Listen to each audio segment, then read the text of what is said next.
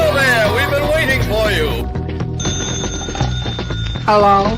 Hello, Jughead. This is Archie. Come over right away. It's a matter of life or death. Oh, relax, Archie. Attention, all true believers. Marvel Comics is on the air. A friend of the unfortunate, enemy of criminals. In reality, Dan Garrett, a rookie patrolman, loved by everyone but suspected by none of being the Blue Beetle. Boys and girls, your attention, please. Presenting a new exciting radio program featuring the thrilling adventures of an amazing and incredible personality. Faster than an airplane, more powerful than a locomotive, impervious to bullets. Up in the sky, look! It's a bird, it's a plane, it's Superman! 10, 9, 8, 7, 6, 5, 4, 3, 2, 1.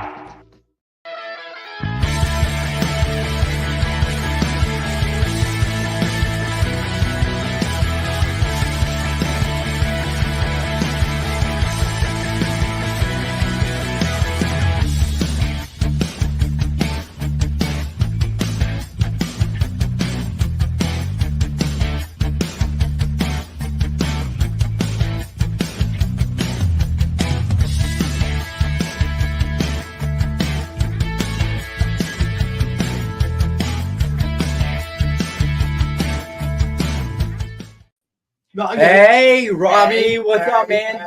So your wish came true. McCarthy is gone. Yep. The problem will still persist, but at least he's gone, and I don't have him to blame anymore. So that's nice. Yes. I was happy to hear that today. I was very excited. Are you one of those people? Yeah. Are you one of those people posting those football memes where it shows Cowboys on the phone on the sideline saying, "Yeah, I'm free next weekend. What's up?" No, but I'm going to. No, it exists.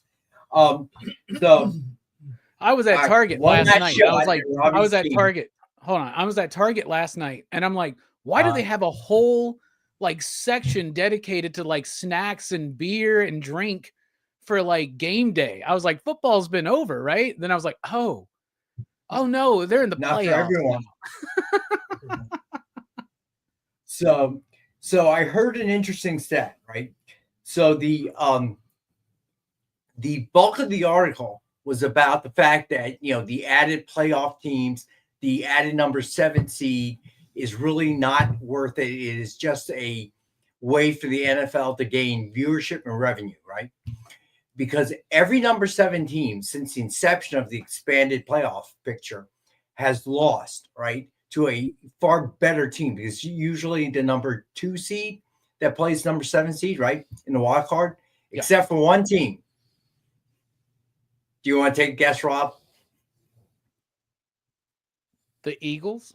Was it? No, the Cowboys. Was it the Cowboys? Against yeah, that's right. The Packers. Yeah. What's that? Yeah, the Cowboys, the Packers game. I remember now. So you have the same problem, Jerry Jones. It's not. I don't disagree with you about McCarthy, but ultimately the source of the problem is, as always, Jerry Jones. Yeah, I just hope to have a couch. I at least hope to have a coach that somehow can manage the time clock. Like that would be great. That would be cool. Like we don't need, like we already as Cowboys fans have enough to worry and complain about. We don't need bad time management to be a part of it. You know what I'm saying? So I would say that the Steeler fans agree with you, because Tomlin has demonstrated that he is awful at clock management at the end of games. But I still like Tomlin, though. I still like Tomlin, but I'm not like a hardcore Steelers fan, so I don't have that animosity. You don't suffer like they do. All right. So shout out time. I'm just happy. Not happy about the Birds' offense. The Cowboys is always the hype, right? They're America's team. They're the most hyped, most promoted team anywhere with the least amount of accomplishment in the 21st century. Pittsburgh has a bad season. Well, it wasn't quite our year, but they're not devastated because 95% of America isn't shooting them the middle finger. Right. Well, and the Steelers have like a really great program. Like they've had 3 coaches over the last like 30 years or something like that, like They have a Jay, consistency. you there, bud? Jay, are you there? Yes. I realize I just posted the wrong pic, didn't I? Yeah. Sorry, it's been a crazy day. I apologize. Boxers again. Because quit sending that to people. I apologize for everything getting posted later than normal. So you have my apologies. We had some fires to put out here. So I will get it to you. So tonight's giveaway is Luke Cage Power Man number 17. Sweet Christmas. Hashtag is EXP Monday. Should hashtag be Sweet Christmas? Why? Why? Yeah. It's Luke Cage. That's his saying. Okay, good point. That's his tagline. That's right. Yeah, but I think it came from above that we had to use the same hashtag now every week, so it's without it's beyond our power, John. Stevie B, the fact that you're a Jets fan and depressed, those two go in line, okay? Last time was Joe Namath. Is he dead? Joe Namath? Is he dead? I think he's still alive. Is he dead? I have so to check too, my but ESPN app today, but I think so as well. It just sometimes it happens, and I don't know, or I don't. Yeah, there've been a few people I thought were dead like 3 different times, and realized they're still kicking. You're like, oh, that's awful. And then you're like, wait, what? So I will get to pick up at our first break. So that would be at 6:24. Joe Namath is still alive, everybody. We haven't killed him yet. He's 81 years old, but he's still alive. So. Okay, thank you. I read Namath was having health issues, and that's why, like a lot of people, he gets older, and he doesn't, he wants people to remember him how he was, not, getting wheeled out. Right, I understand that. But we just stopped seeing him on all those commercials. What were those commercials that he did all the time? I can't even remember now, but it was like he was like the spokesperson for something, and he was on shaving. Did he do shaving? Yeah, maybe it was that. Yeah, that seems right to me. It seems like he should have been doing like aftershave for high karate. He was doing Noxzema shaving cream. Apparently, Farrah Fawcett shampoo. Ovaltine. So, all right. He's eggs pantyhose. It was the hearing aid commercials. He used to be on those hearing aid commercials. Yeah, the most recent one was he's on hearing aid. I missed that one. All right, so the comment winner is I handpicked. So he won, I think, last week or maybe the week before. And it was Mr. Easy Go Lucky. I don't know if he's here or not, but he is apparently in the path of the Santa Ana winds with the fire going on. So he mentioned that, and he mentions it in last week's comments, and with them getting so little of it under control, I just feel for the guy. So he got the FF that we gave away a week, maybe 2 weeks ago. So I'm glad he did. Seemed to brighten up his day a little bit. So he is going to be the winner again this week, and he's going to get a Batman Spawn with Spawn cover sketch by Ken Hazer. Nice. All right. So can't do anything about that. Anybody else in the group who is in the path of that fire, we certainly want to know. I just feel bad for everyone out there. Yeah, I mean, everybody there, just yikes. It's rough, man. Like it's crazy. Like I saw that David Boer and his husband lost their home. The writer of Canto, for instance, lost their home, and then he had to have surgery the next day. Like, talk about a rough week, man. Yeah, didn't the Hollywood sign burn? Did it burn down, or did it just catch fire and they put it out? Or I didn't hear that. I heard it caught fire. I do not know if it was burned to the ground. Oh, they have story of some like a sci-fi. They have story of some Japanese pop star who flew here, and I guess her plane landed the day things like all broke loose. Right. So they're trying to get her on a plane to get back out because she's supposed to be flown in for surgery. She's got her doctors. She's all, and they're like, no. The plane had to land for fuel reasons or whatever. Right. And then, of course, they land, and they're like, the fire's like 4 miles away. So, it's just a horrible story. And then, it's, I guess you kind of wonder how stuff like this happens in 2025, right? Like, we should be able to handle this stuff, but no. Nature is nature. So, Ed Weird says that was all a rumor. Yeah, so does CJ. I just looked it up, and it says that it was all good. Oh, good, because I saw a picture of something. I was like, of course, anything can be sort of, Stevie B. Yeah, good point. But my God. So everyone that is out there in the path of this, we're thinking about you, man. I know JD was okay last Wednesday, but now with things the way they are, I don't know if he's still okay. So Jay, have you heard anything from JD or no?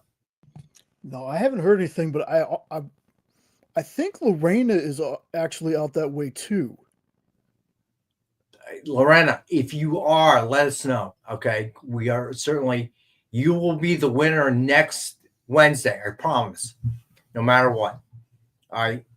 But it's just tragedy. Lyle, what's up, bud? So did you finish Karate Kid? Yeah, we did that show last Monday night. We did the whole thing. That was the last one. Well, that's right. That was the entire franchise. Yeah, we did the whole thing in one night, and we all agreed that next Karate Kid needs to be stricken from the record. It's like Blade 3, never happened. It's like Highlander 2. It's one of those movies just never happened. What are you talking about? There's only one Highlander movie. What are you talking about? They never made a sequel. You're ridiculous. I feel like the better universe is like one over where they don't do where those movies don't exist, right? It's just like one click over. Yeah, all right, and that's the universe where Tom Selleck is Indiana Jones, and they made like 25 movies. Right. So, and what's his face was in Back to the Future. What was his name? Eric Stoltz. Yeah. Eric Stoltz. Yeah, that's right. No, the one I want to see is where they got Sean Connery to be Professor Dumbledore. I want to see how he played a humble elderly professor. Thanks, CVB. Instead, I'm picturing him playing Professor Dumbledore like his Sean Connery character from Jeopardy on Saturday Night Live. Oh, that's hilarious. All right, so there is I'm in Inland Empire, not in the past. All right, that's good to hear, Lorena.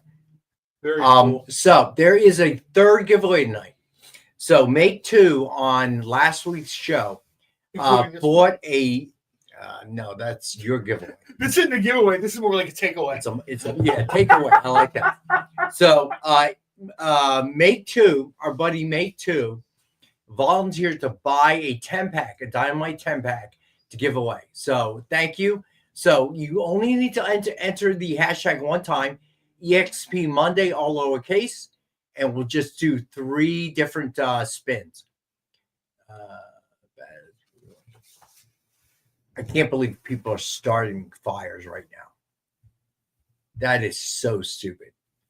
Tracy, what's going on there? Nice to see you on the show. That is just so stupid.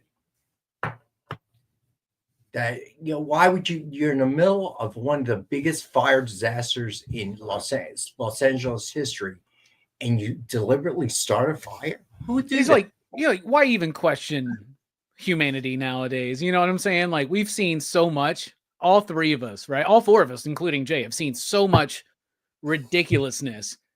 It's like, is anything surprising anymore? I'm ready to hand it off to the Dolphins or something, man. Intelligent apes. So go ahead. Good luck, man. You took a swing at Dolphins don't have thumbs. That's the problem.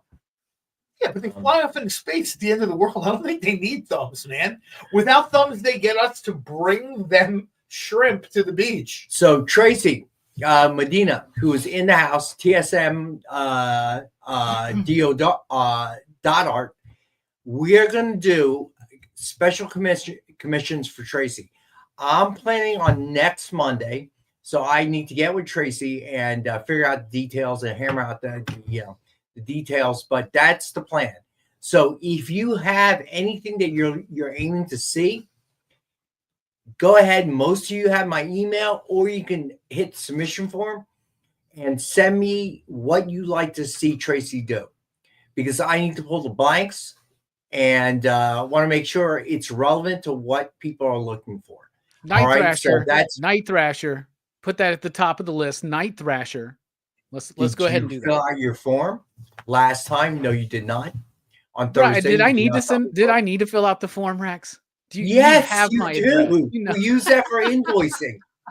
Barlord. But somehow I still got an invoice, so I appreciate that. But y'all out there in the chat, y'all need to fill out your forms. So, well, guess what? I know you have my email. So you will now have to tell me what your choice is because I've already forgotten it. In the 30 seconds we were talking, I forgot. Night Thrasher. I'll remind you again. I'll remind you again Give later. me 10 more seconds. Oh, forgot it again. Night Thrasher. So you will have to put it in writing so I can go back and refer to it. All right. So shout outs. Let's see. TJ in the house. Mike Asbill. What's going on? Ed Weird, of course. Let's see who else. CJ Design. What's going on, buddy? Triple B. Mr. Note. Let's see. CJ Mr. Note. Weird. I said hello to. Lorena, obviously in the house. Marcus. So we got. Watch this. Hey, everybody, move along. No, I'm saying hello to everyone. John Bar Cole, Lord. aka King of Efficiency. What's that? What's up, everybody? Tonight we have.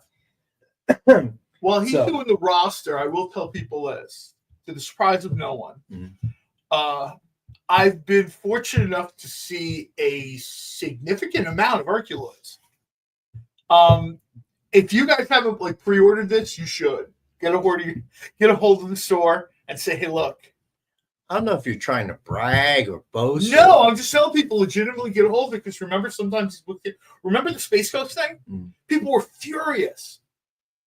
Why can't I find any Space Ghost? Well, what happens is you didn't order one, and the guy who owns your comic book store sold all the ones he did buy. Put it on your pull list. But yeah, absolutely put it on your pull list. Yeah, let's not brag at this point. I'm pretty sure everybody knows that. Yeah, you say it every time. So when have I been wrong? Johnny Quest, Space Ghost, Thundercats, Gargoyles. Gargoyles. What I want to know, John, is what did you think about Green Hornet Miss Fury #1? Did you like it? It's interesting. You should ask that. Interesting. You should ask that. It's exactly what I wanted it to be. I'm a big Alex Segura fan. Because it was what you wanted to be because it was Green you Hornet. whispered into the ear of the publisher. There it is. Yes, this is one I'll take credit for. If you're glad there's a Green Hornet book out there, you're welcome. Just this one? This is one. The one from Dynamite. I mean, the other ones from the 40s, I wasn't around yet, but so you say. Alex Segura probably writes my favorite right now ongoing comic that's not Dynamite. Dick Tracy? Dick Tracy. Yeah. And obviously the word is out now, but when Nick let me know that Alex Segura was going to be writing this book, I was delighted. I was super happy because this guy, if you read Dick Tracy, he understands the character and he tries to channel some of the stuff, but it's not the same thing over and over and over again. Like there's always that fine line between I want to kind of do service to the character and the old fans, but I need to sell books for new fans. Right. And that's hard. That's super hard. I've had multiple creators say, not to me, but to the audience in Q&As. Robbie's paneled these things. He's probably heard it before. One of the hardest things to do as a creator is hit the sweet spot between, this is what this character is. This is what it can be. And I don't know if anybody who has taken that big swing at Dick Tracy like he has. And taking another big swing here with not one, but two characters. I mean, Miss Fury has like a lesser known, but like a whole sort of lifestyle thing. And the guy nails it. The guy absolutely nails it. Book starts, takes off immediately. Some of the Green Hornet books, and people have asked me, and I've been super honest about it. Some of the Green Hornet books have been good, but they weren't what I wanted to see. And this is going to sound super egotistical, but whatever is whatever. If I'm not enjoying it, that means most Green Hornet fans aren't enjoying it. That's just how it is. I belong to enough Green Hornet fan groups. Well, it is egotistical, but it also happens to be true. I belong to a lot of the Facebook groups for Green Hornet. And we all sort of like are looking for the same thing, right? So I don't mean it literally, I mean it figuratively. Yeah, Rex, like calm down. Have you not seen it? Like, if you look in John's wallet, right behind his Regal #1 VIP member card is his #1 Green Hornet fan club card, right? Is member number 00001. How do you know that one's not first? No, the Green Hornet fan club. Green Hornet fan club's a long time because he has to pull that out less, I think. So, yeah, I think by now everybody knows Regal. It's from theater to theater, but no, but seriously, though, I mean, I'm kind of being a little bit funny about it, but I think I kind of represent what the average Green Hornet fan wants to say, right? Now the deal is to introduce Green Hornet to newer readers. You know, you don't want the same 200 old men in 5 different Facebook groups complaining. And I think Alex Segura has done what a lot of people, I think, have tried to do and not quite hit the mark. Right. The only other person I think that's hit the mark that I can think of with Green Hornet off the top of my head that quickly is Mark Waid. Oh, not Seth Rogen? Not Seth Rogen? That movie was bad. Okay, let's call it what it is. For people kind of my generation, maybe just a little bit before, a little bit after, Kevin Smith is sort of your guy, right? Kevin Smith kind of becomes like the voice of like a generation and a half. He couldn't do what he needed to do with Green Hornet. He did a lot of great work. The movie, you know, this, that, it just, I don't think it's what people wanted to say. Even though I enjoyed a lot of what he did. Dynamite printed it, you know, but I don't think most people did. I'm one of those people in the group that I sort of straddle between like the inflexible and the flexible people. Do I want to see Green Hornet be a zombie? No. I don't want to see Green Hornet fight zombies either, which happened at one point, and thankfully the book ended shortly thereafter. Right. I should never be seeing that. But in the case of the current book that's out there, you've got the kind of I know. Ironically, Silent Bob is not the voice of a generation. I think this. I don't see how this could displease anyone because it really does sort of have its roots in those sort of pulp stories, radio, what I call radio age stories, and new stuff, something interesting, something that maybe someone picks this up because they like. In this case, I particularly like Jacob Edgar for this book. And maybe somebody's just a Jacob Edgar fan and figures, I'm going to pick it up. Right. And I think that person's going to enjoy this book. And then, the old codgers like me that shuffle up, off the senior citizen bus and we get our comics and shovel back on the bus. I think those people are going to be super happy too. All right. PJ, we'll come back from the break. I'll tell you, I went through a whole thing. The height of my life, even before a successful business, a successful marriage, was a 1966 Chrysler Imperial. And that remains sort of the one bucket list thing that has failed me in my life. All right. So we're gonna go to our first break. Hang out. We're having fun. We actually will get to books. And right after we get back. And John finishes telling us a story about the Chrysler. We're back.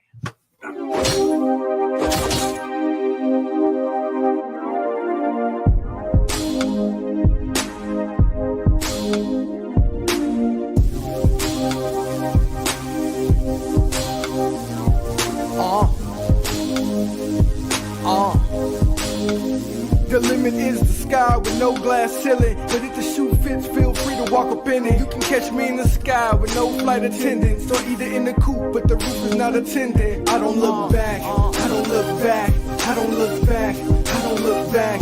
I just go forward, I just go forward, I just go forward, I just go forward. I don't hear that, I don't hear that, I don't hear that, I don't hear that.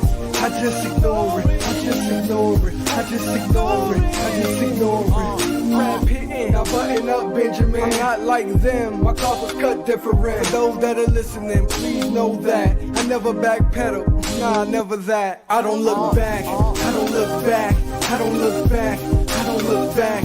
I just go forward, I just go forward, I just go forward, I just go forward. I don't hear that, I don't hear that, I don't hear that, I don't hear that. I just ignore it, I just ignore it, I just ignore it, I just ignore it. I don't look back, I don't look back, I don't look back, I don't look back. FOC, a comic industry term for the final day a new comic can be ordered by a local comic shop. So, what does that mean to you? Well, it's your last chance to order a new comic book from your local comic shop. Order up! The FOC show will go over every book that's about to be cut off every Friday afternoon. I'm going to highlight some of the stuff that I think is really worth paying attention to, so that you can put in an order at your LCS for as many copies or as many variant covers as you want. Sometimes the store needs to know to up their orders. Never miss out on a popular comic again. Order up, part of the experience. Twitch, it's not just what happens when you have too many energy drinks anymore. Check out our content over there too.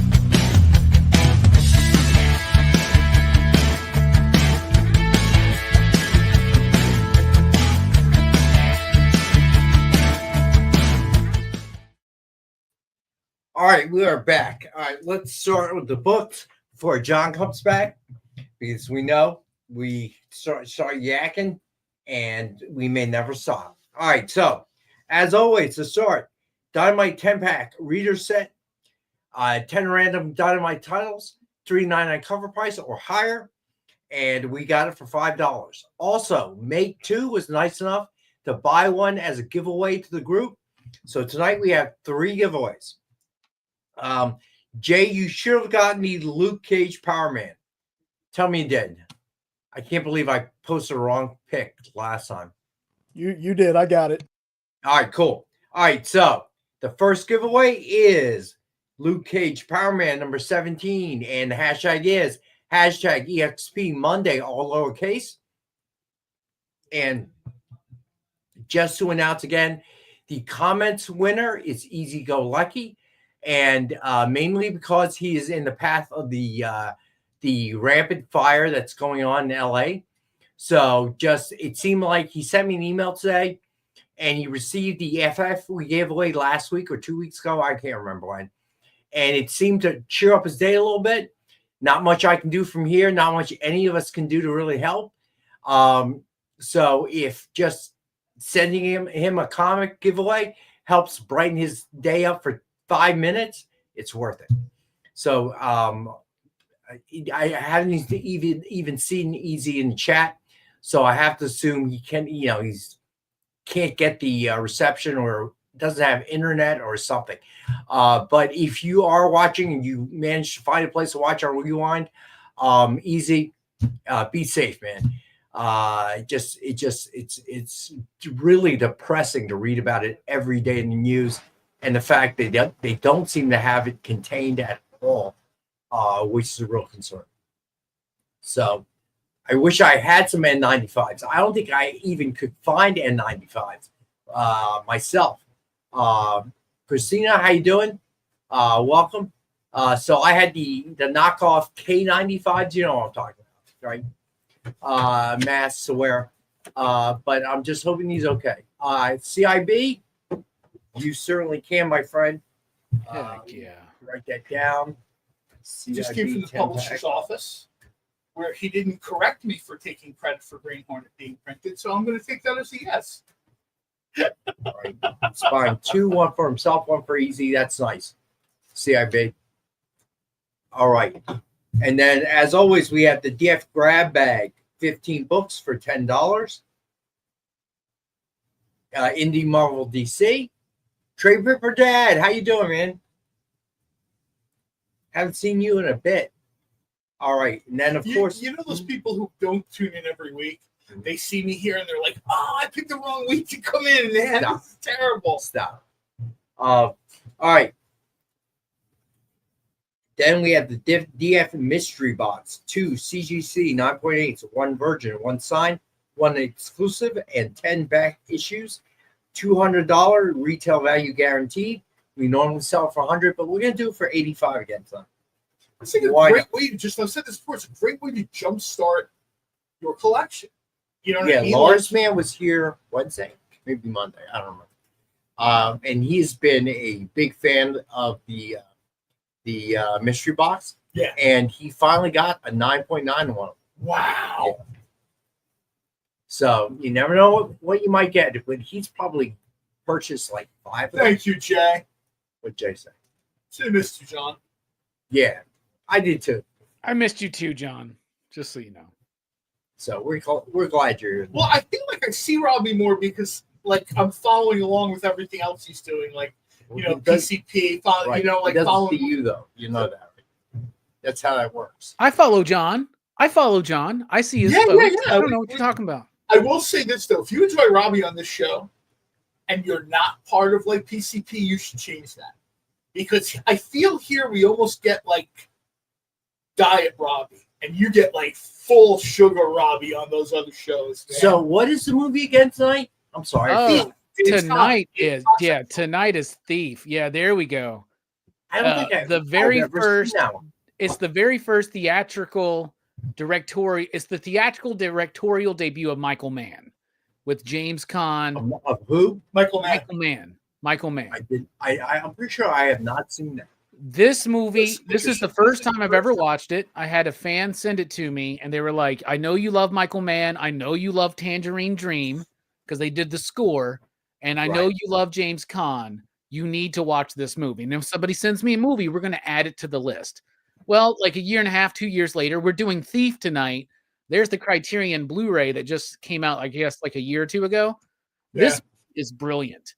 Like, it's so good. Rex, you got to watch it. You got to watch this. This is the difference between a movie, and I don't always use this expression, but once in a while it's super accurate.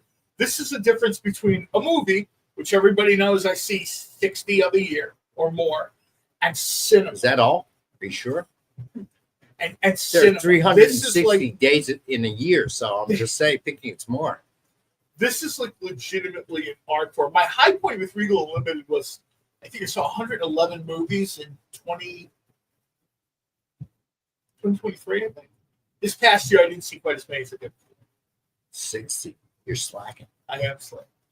But, this is a movie really like for like the cinema files, like the hardcore Turner Classic. It's so good. And if you're a Michael Mann fan, like I am, like I love Michael Mann. I love Heat. I love Collateral. I love The Insiders. I love Miami Vice. He created the Miami Vice show. He also did the movie. Like everything that Michael Mann is in his first movie. Like it's crazy. Like the visuals, the pacing, the music, the flow, the emotion. Wait, Michael Mann, Miami Vice, right? Yeah. That was his. I love that show. Well, our Lord really also hits the nail on the head here. If you're going to see this movie, and I'm not like the biggest pitcher for physical media anymore, I sort of copped out. I just get lazy. Criterion does not mess around with their releases, Barlord said. And he's 100% right. You see something from Criterion, and you like the movie, pick it up. Because they really kind of go above and beyond. I think they realize there's a ton of lazy people like me that just go to Apple Plus and it's $8 to $6 to rent, $10 to buy or something. And I wind up somehow owning like 100 movies on like Apple Plus or Amazon or whatever. The reality is I don't own anything. Right. You know what I mean? I've simply purchased a license. Well, apparently, but apparently when you buy them in digital format, you don't really own that either. That's what I'm saying. All I'm really buying, if you look at the small print, is, and if you are watching them digitally, that's fine. I know a lot of environmental people are very digital. Criterion has a channel, I think. Like, I don't think every movie they have physically is there, but there is a Criterion channel that I hear a lot of people love, but I've never really checked it out. So, well, I think they just like this past January. I know this is a little bit too late, but twice a year, most people seem to have Amazon Prime. Right. And twice a year, usually Prime Day and like the last week of the year, they put all the subscription channels that work with them for like $2-3 a month for a couple months to just let you check it out or whatever. My wife will turn on 13 or 14 of those channels, look at them all, and see what she likes. I think the Criterion channel is there. So put a little reminder for yourself, whatever. I think it's $6.99 or $7.99 a month. And wait until Prime Day comes. You could probably check it out free for a week, and you know what I mean. Like it, see if you like it. And if you do like physical media, like Barnes and Noble and Amazon Prime, they do like a Criterion sale like twice a year, where everything's like 50% off. Which Criterion Blu-rays they start at MSRP at like 40 usually, right? But like $20 is pretty freaking solid for a Criterion Blu-ray. Like I've been a Criterion fan since I discovered them back in the days of the ancient days of the DVD, you know, but like, no, but they do the remasters perfectly. Like they remastered this movie and they added back in this like bluish tint to the movie that's not in previous releases that Michael Mann wanted the movie to have. Like it's gorgeous. It's on Tubi. You can watch it right now. I don't know what version it is, but like, this movie was a revelation. And plus the Tangerine Dream score, like it's a good movie. It's going to be a great discussion tonight. And if you're wondering where you've heard Tangerine Dream from, if you've heard any of their music, unless I'm mistaken, Tangerine Dream did score music for Blade Runner. No, they didn't do Blade Runner. That was Vangelis, but they did do the American version of Legend. They did Risky Business. They did Near Dark. They're some of the greatest composers out there. Like they are amazing when they do a movie. All right. So absolutely, like I know that this segment is sponsored by Criterion, but no, seriously. Yeah, apparently. And let's get those Criterion picks in, John. Are you guys getting paid? I'm not. Well, we got Criterion. Wait till we come in next week and we're wearing jerseys and it says like Criterion. Robbie's hat. Ninja. Like it's all I'm gonna be like, I want one. No, it's gotten to the point now where people are like, you know, I think we're all at a point now where people will pay for better stuff, right? Right. Nobody wants like the $7.99 DVD that's been burned off like 37 times, the movie's been chopped or whatever. Like I would rather than give you $8 for that, I would rather give Criterion $40. There are other people doing great jobs too. I think Criterion, quite honestly, is muscled to the front of that effort of you know like full restoration type, you know, and not just restoration, but like Robbie said, there are times where directors have great visions and they don't get made that way for a variety of reasons, usually money, and they sort of work with the creator to kind of bring it back to. Like I tell people, you know, Todd McFarlane is still doing Spawn, right?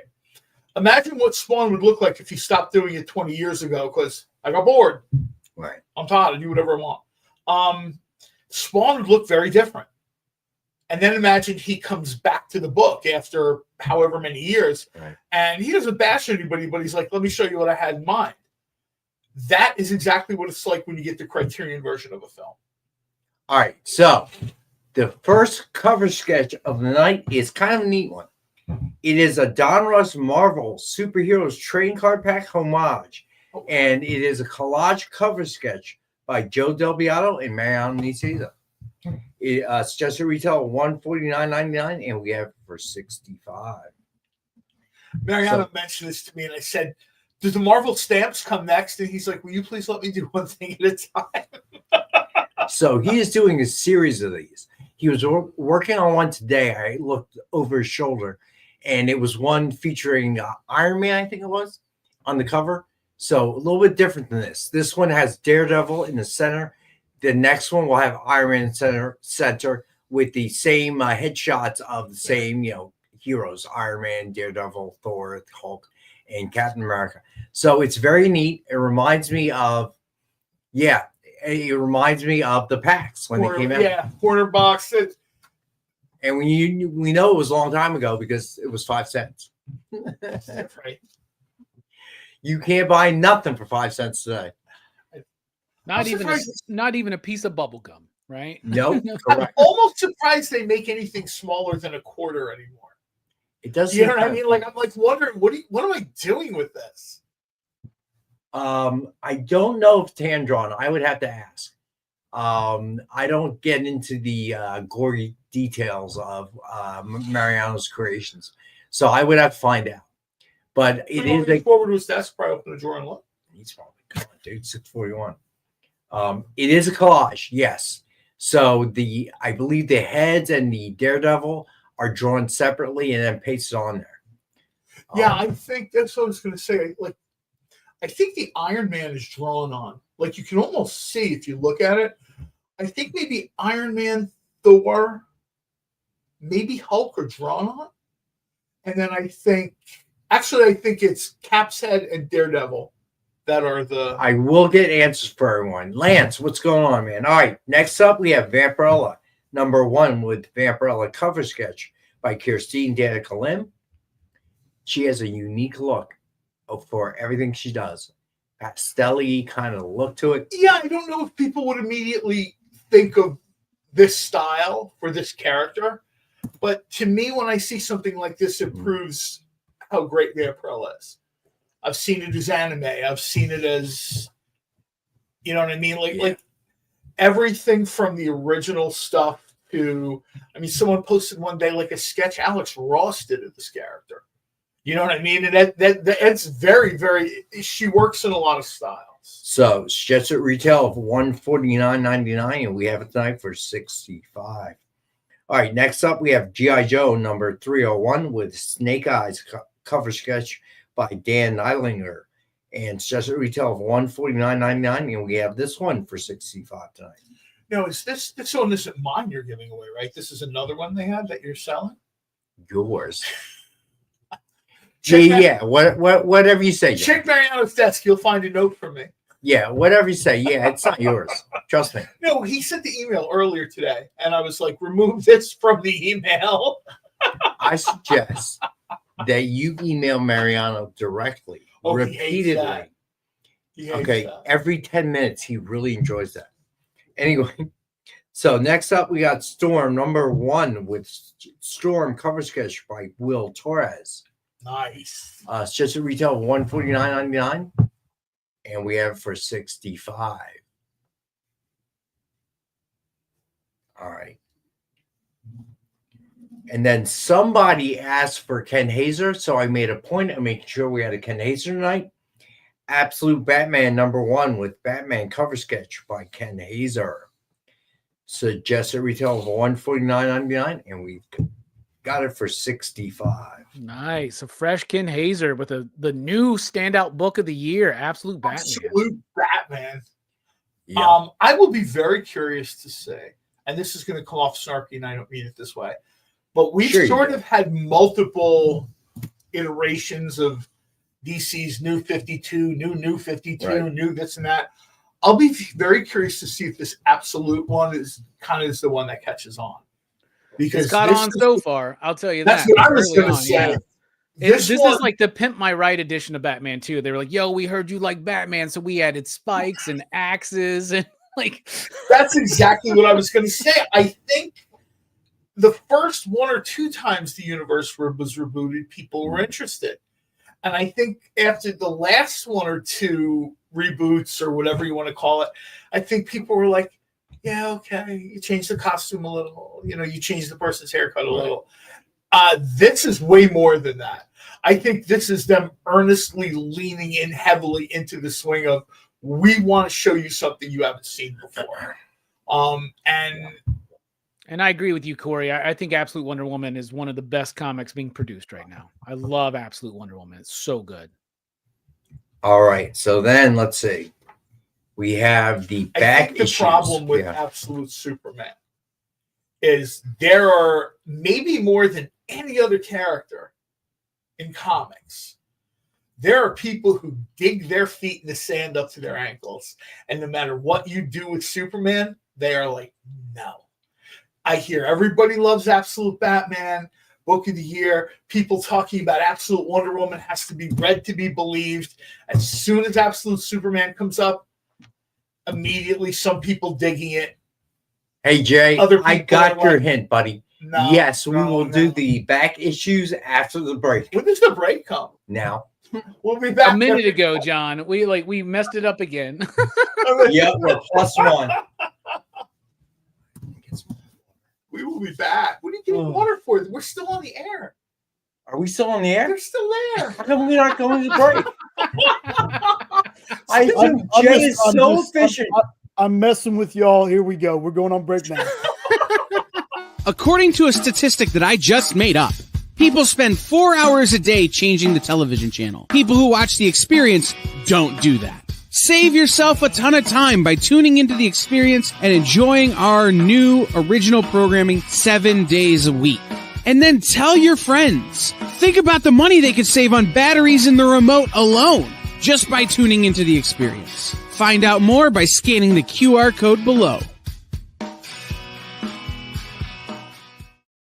Symphonic verses, Nocturne's romance.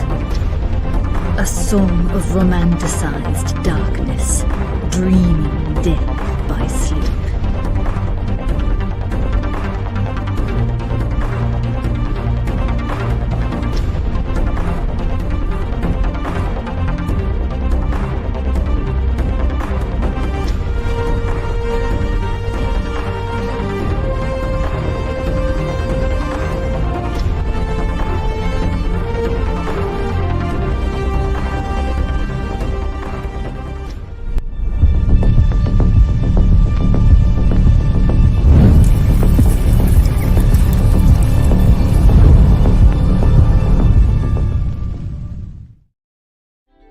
Something is speaking to you. Buy more comics. Just at the edge of your perception. Buy more comics. Your senses fill with visions of vortices. 360 Comics.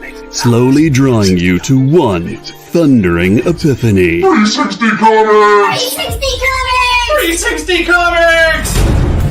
The universe is telling you to shop with 360 Comics. Joe's got amazing stock from high dollar to $5 books from Silver Age to modern, CGC, variant covers, and more. 360 Comics every Wednesday at 9 Eastern, part of The Experience. Did you know that Arthur, King of the Britons, in Monty Python and the Holy Grail was played by a famous Graham? Check out another famous Graham by following our Instagram.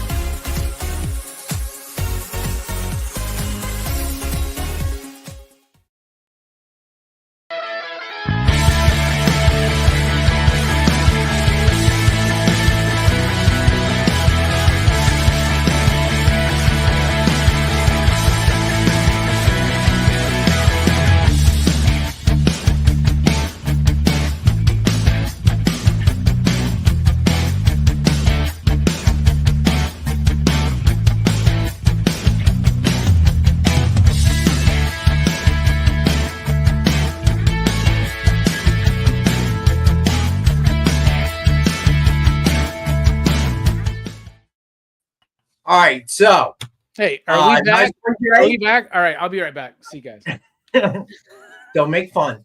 All right, so Jay got me, but I just anticipated Jay's efficiency. So when I said go to break, I figured he went to break and got up. But I see where we're going. I see how this is, Jay. I see how it is. But all right. Yeah, I am having a rough day. You're right, Jay. Yeah, you did make me laugh. And so, apparently everyone else as well. So, all right, let's go to the back issues. Starting with Afterlife with Archie, number 7 from 2014. It is a 9.0, and we have this one for $15. Man, I really missed this book. I wish it would actually like. I was going to say there was a lot of talk even a couple of years ago about they were going to do this as a series, as an animated series. The book would continue, and it just didn't. It reminded me, maybe because you got it, Preston. Covers, it reminded me of Black Beetle. I loved Black Beetle. Oh, Black Beetle's so good. Yeah, another Francisco book, right? Like another Francisco book, and it's just Black I mean, Beetle's so I'm good. sure like he wants to do the book, but All right, so now I have never seen this before. Maybe you guys have. Cheech Wizard by Vaughn Bode. Oh, wow. Yeah, I've never seen this before. Anybody in the chat, in the group? No. It wasn't even on fandom. I couldn't find it anyway. Yeah, I'm gonna give you all like 5 minutes before I claim it. So there you go, Preston. All right, there you go. All right. So if you want to tell something about it, Preston, I'd love to hear it. It is $12 and it's a 4.0. Yeah, I know nothing about it. I believe that it is, Marcus. Make 2, I'm sorry, buddy. Preston has already claimed it, my friend. So I guess people have heard about it. Yeah, it is old. I've never heard of the book, but I do know who Vaughn Bode is, and so yeah, this is super cool. This is one of the coolest books y'all have ever had on this show. There you go. All right. So then we have Department of Truth #1 from 2020. It is a 9.6, and we have it for $10. It's one of my favorite current comics going right now. I'm going to go ahead and make this the official first Robbie pick of the night. This book is awesome. If you like conspiracy theories, if you like X-Files, if you like that kind of stuff, this book is definitely for you. This might be, and I'm not 100% sure because I'm not going back through 200 shows of mediocre content, but it might be the first book that Robbie got me to read, where he spoke about it, and he spoke so highly of it. I thought, like, Robbie was Castle before Castle. Now Castle says, "Buy a book or I'll punish you" or something, so I buy it. Yeah, that guy's just trying to steal my shtick, man. I know, right? I was going to say, it's a huge dude amped up on 9 Red Bulls, ready to smack the stupid off you if you don't buy the book he tells you to buy. Look, is it a first print? Commander in Beef? Do you see it up there? Where is it? I think it's a first print. Well, were we talking about this one, or are we talking about the Bode book? Like, yeah, which book are we talking about? Yeah, I was going to say, I can't imagine this is clarify, please. Truth. Because like all my Zap comics, for instance, are like 7th printing and stuff like that. You know what I'm saying? Like they just kept like, as long as they were selling, they kept going with it. But this looks like the Department of Truth #1 first printing. I think the second printing had like a blue cover instead of red. I mean, you're talking about Department of Truth. All right, so let's see if we can pull that book. I'm pretty sure it is. Is Alex in the building? Does he know? Because I think the second print had blue instead of red. We're going to do probably. Collecting dude. Let's see if he shows up. Here. Go pull it out, John. I'm not taking books out of the cover. Give it to me. That I'm not going to do. No, but you'll take books out of the building. They're my books. Yeah. Well, they are once taken out of the building. These are not my books. This is going to be the book who's ever smart enough to buy it. Not me. So let's take a look. Yeah, I like all the Zap Comics love out there in the chat. That's awesome. I think Robbie's right. Printing has like a blue tint to it. Yeah. Yeah, the second printing's got that Michael Mann effect on it. Man. It is a first print, and who was it said they take it? Now it's got a big water print from Rex's finger. Come on, man. Michael Mann. I dry my hands on my sweatshirt. Michael Mann brought the blue tone long before the Playboy channel did in electric blue. All right, so this one goes to CIB. All right. So next up, we got Stray Dogs #1 from 2021. Oh, nice. Roxy, we see you, my man, for the test. It is a 9.6, and we have this one for 15. Great book. All right, and then we got some good books tonight, Rex. This is awesome. I know. We do have some weird books tonight. All right, so back to the mainstream a little bit. We have Captain America #185 from 1975. It's an 8.0, and we have it for $8. My guess is when the new Captain America movie comes out. that everything with the Falcon will just like, right That's before coming Falcon and soon. Soldier. What that's Yeah, coming? it Was is that coming. February or March or something like that? I Right? think it's February, but I might be wrong.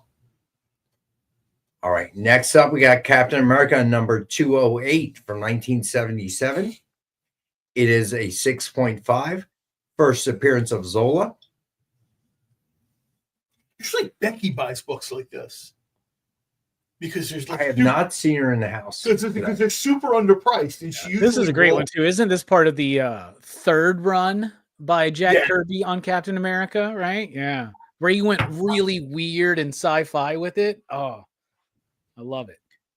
All right. Then Captain America number 312 from 1985. It is also a 6.5, and we have this one for 15. First appearance of Anti-Space Ghost. It looks like who is it? Is that the Anti-Captain Planet? What's going on there? This is. I'm not sure who the creator is here, but that costume could have used this. It's looks definitely Grunwald as the writer, right? Because he had a I very. was going to say it's Grunwald as the writer, but maybe Grunwald's notes were lost for the artist. But this reminds me of, if you've ever played the old game City of Heroes, this is what the character starts as, and then you personalize it. And it looks like this is like a make a character. I'll just go with this. That's fine. All right. So then we got Captain America Annual number 8 from 1986. This one is an 8.0, and we have this one for 20. We all know this book. We all love this book. Somebody buy this. Like, come on. It's ridiculous if somebody doesn't. This is one of the most iconic covers out there by the immaculately by Mike Zeck. I was trying to come up with more adjectives. I'm not the biggest Wolverine. That one hit a wall. I'm not the biggest Wolverine fan, but you can legitimately make the argument Wolverine is probably on half of the top 10 iconic covers for the last 30, 40 years in comics. I mean, aside from punching Hitler, I think this might be one of the most iconic Captain America covers, right? I was going to say, you know what? I would say that too. I mean, everybody knows Cap punches Hitler because Hitler's got it coming, but you know what I mean? He's Captain America. But yeah, I would say there's this one and the other one. I'm guessing, I want to say Captain America 101. It's Steranko and Bucky is at the Cap Memorial in the graveyard.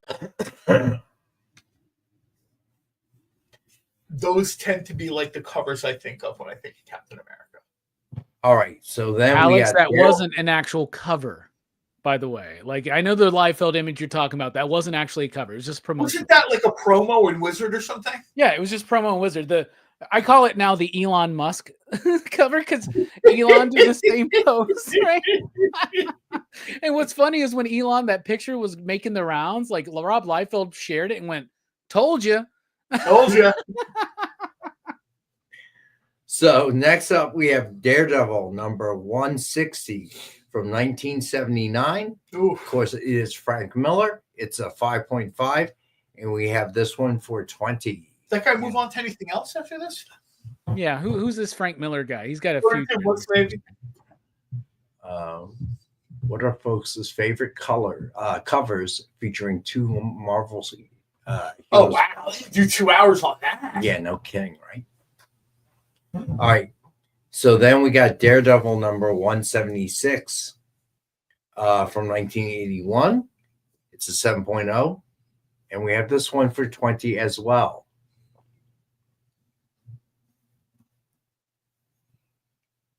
Frank Miller still makes good covers. I mean, that Deadpool Wolverine cover was a little whack, but his upcoming Red Hulk cover is pretty dope. But the biggest difference, the biggest thing that happened, Jay, was that when Frank and Klaus were working together, that was peak. That was peak stuff. That's great stuff. And then Sin City, Miller's been doing Miller for a long time, and in the early 90s is when he started switching up his style. So nobody should be surprised by him anymore. Yeah.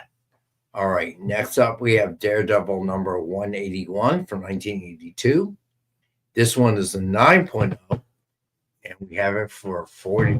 I'll tell you right now, this is a great opportunity to kind of fill in those gaps in your Miller collection where, maybe the copy you have isn't so great, or, you know what I mean? Maybe you sold it and you kind of want to get it back. Now it's a ludicrous price. This is the chance to kind of fill in those gaps. This is one of my favorite comic books of all time. I own a first print of this book. It's signed by Frank and Klaus. This book is so amazing. Nobody has this. If you don't have this in your collection, this is a really good price for it. I would recommend it. And what Frank Miller was so good at in this day, and what he's still good at, I think, is telling a story.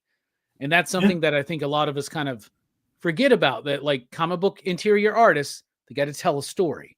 And the way that Frank breaks everything down in this book is absolutely stellar. One of the greatest Marvel comics ever produced.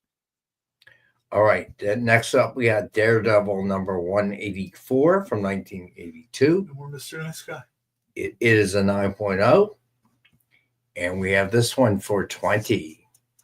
Another great one. Another great one, y'all. I'm a Frank Miller mark, yo. It's really nice. Yeah, I'm loving it. This is great. And yeah, holy tear. Good luck finding that one now, TJ. So. Yeah. All right. Then we have Dazzler number 1 from 1980. Not by Frank Miller.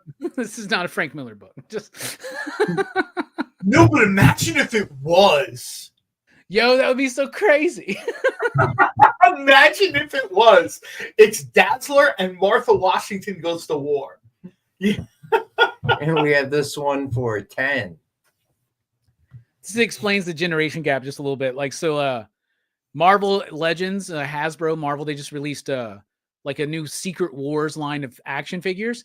And there's an Iron Man figure. And the Iron Man comes with little roller skates you can put on the bottom of his shoes, right? Oh, not the rocket skates. Like a 21-year-old who bought it came into my office and they were like, why does it come with roller skates? And I'm like, you weren't. I'm sorry. I'm like, you weren't there in the 80s, man. I got you, man. Rocket skates were essential.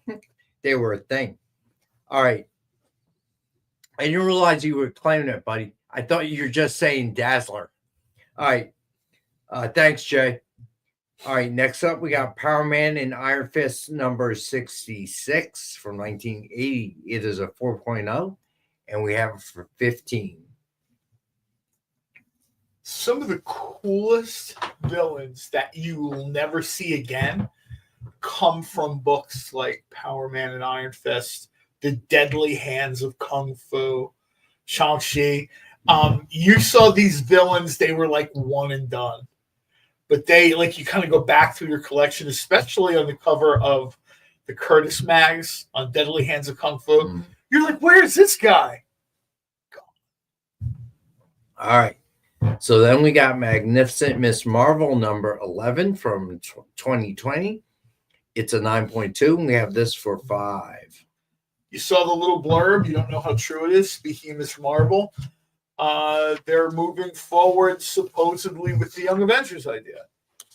You're right, Jay. Sabretooth was originally, he appeared as an Iron Fist villain. Iron Fist villain. Written by Chris Claremont. Yeah. What was that? Marvel, was it Marvel Spotlight or Premiere? One of those, number 15 or something like that, right?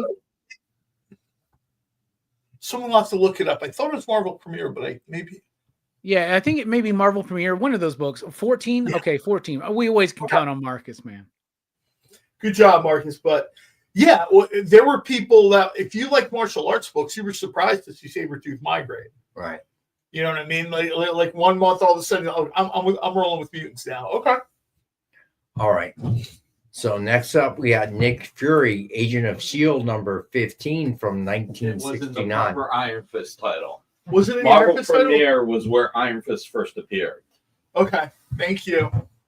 So we got Nick in the house. Iron Fist number 14 then is when it happened? Yeah, okay. it was. Word. That's cool. what Nick was just saying. It wasn't Marvel Premiere. It was the actual... And then 15 was where he fought, where Wolverine showed up. Which tracks. Marvel Premiere 15 was the first Iron Fist. That's why that's in my head. Thank you, Marcus. That's dope. Okay. And it's a 6.0. Yeah, I know we are. So, you guys were talking about Frank Miller. He's basically my hero, and you've got two of the most important issues right there. Yep, I agree. Yeah, we were talking about that. This is an opportunity. You know how people have gaps in their collections because like a certain book is like now worth 10 times more than. Yeah. This is a good opportunity, chance tonight for people to sort of, you know what I mean? Yeah. Like fill those gaps at a kind price. And anybody that's never read the Miller and Jansen Daredevil run, get on that immediately. Like, get on it immediately. One of the greatest Marvel runs of all time.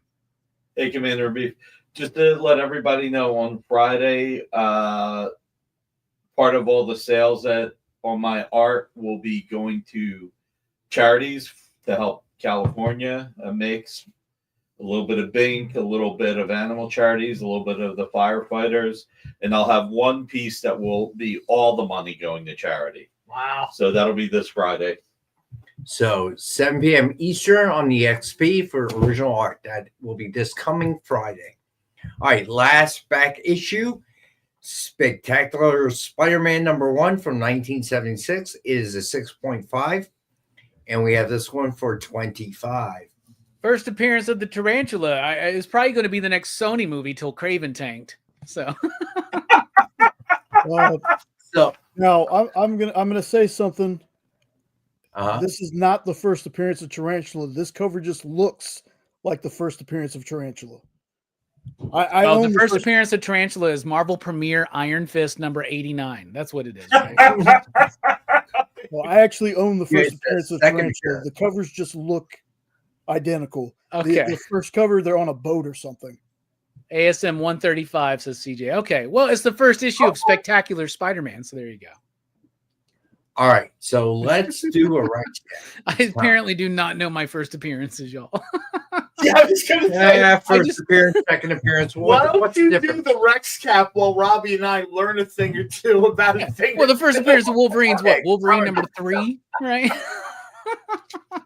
All right. So, reminder: the giveaway of the night, Luke Cage Power Man #17. The hashtag, as always, is EXP Monday, all lowercase. You only need to enter into the chat once, and we're probably going to do the drawing sometime later tonight. And there is a Dynamite 10-pack that Mate 2 was kind enough to purchase to give away. So that is the second giveaway of the night. Then, of course, the Dynamite 10-pack reader set is available for purchase. So 10 random Dynamite titles, $3.99 cover price or higher. Hey, Big John. As always, we have for $5. What's up, Castle? We were talking earlier about you stealing my stick, man. Watch my corner or I'll punish you. Read this comic. Okay, man. We're all good. This is supposed to be my heel turn this year, John. You need to calm down, okay? Lewis, what's going on, man? All right, Louis then we have Pizza's the here. Nice. The DF grab bag, 15 books for $10. Indie Marvel DC. The DF mystery box, 2 CGC 9.8s, 1 Virgin, 1 side, and 1 exclusive, 10 back issues, $200 retail value guaranteed. We normally sell for $100. Tonight we're going to sell it for $85. Then the sketch covers. Don Russ and Marvel Superheroes Trading Card Pack Homage Cover Sketch by Joe Delbiato and Mariano Nicieza.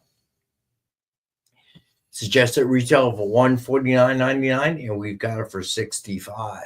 Well, you're doing this, so I'm making sure I didn't miss any Castle's corner. Then we got Vampirella #1 with Vampirella Cover Sketch by Kirstine Danica Lim.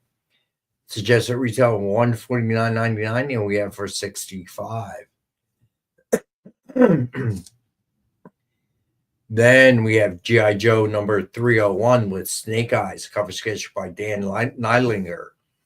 Suggested retail of $149.99, and we have this one for $65. Then we have Storm #1 with Storm, cover sketch by Will Torres. Suggested retail of $149.99, and we have for $65 as well. Then we have Absolute Batman #1 with Batman cover sketch by Ken Hazer. It's just a retail of $149.99, and we got this for $65 tonight. I just hope we get Absolute Justice League. They're building to it, right? The next three are I'm hoping we get Absolute Justice League. Yeah, we get Absolute Flash by Jeff Lemire. We get Absolute Green Lantern by Al Ewing, and we get Absolute Martian Manhunter by Dennis Camp. I'm very excited for that one. Well, we've seen. I'm really looking forward to seeing like Absolute Green Lantern, because we've seen every version of Green Lantern costume from super ornate to super ridiculous till Green Lantern from Earth, where it's literally just Hal Jordan in his jumpsuit and a ring flying around. So it'll be kind of cool to see if, it'll be cool to see how that's So over the weekend, I watched the old Green Lantern movie with Ryan Reynolds. Yeah, and it. I love that you call that the old Green Lantern movie. I'm hoping there's going to be a new one soon. There's a TV series coming out. They've already cast Hal and John. Yeah, right. Yeah.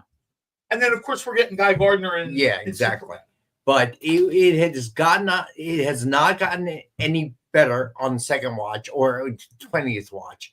It's just as bad as I remember. If that movie would have came out in 1993, we would have all lost our minds. Unfortunately, it came out in like 2007 or 2008, so it was like past its heyday, right? All right. So then we got Stray Dogs #1 from 2021. It is a 9.6, and we had that for 15.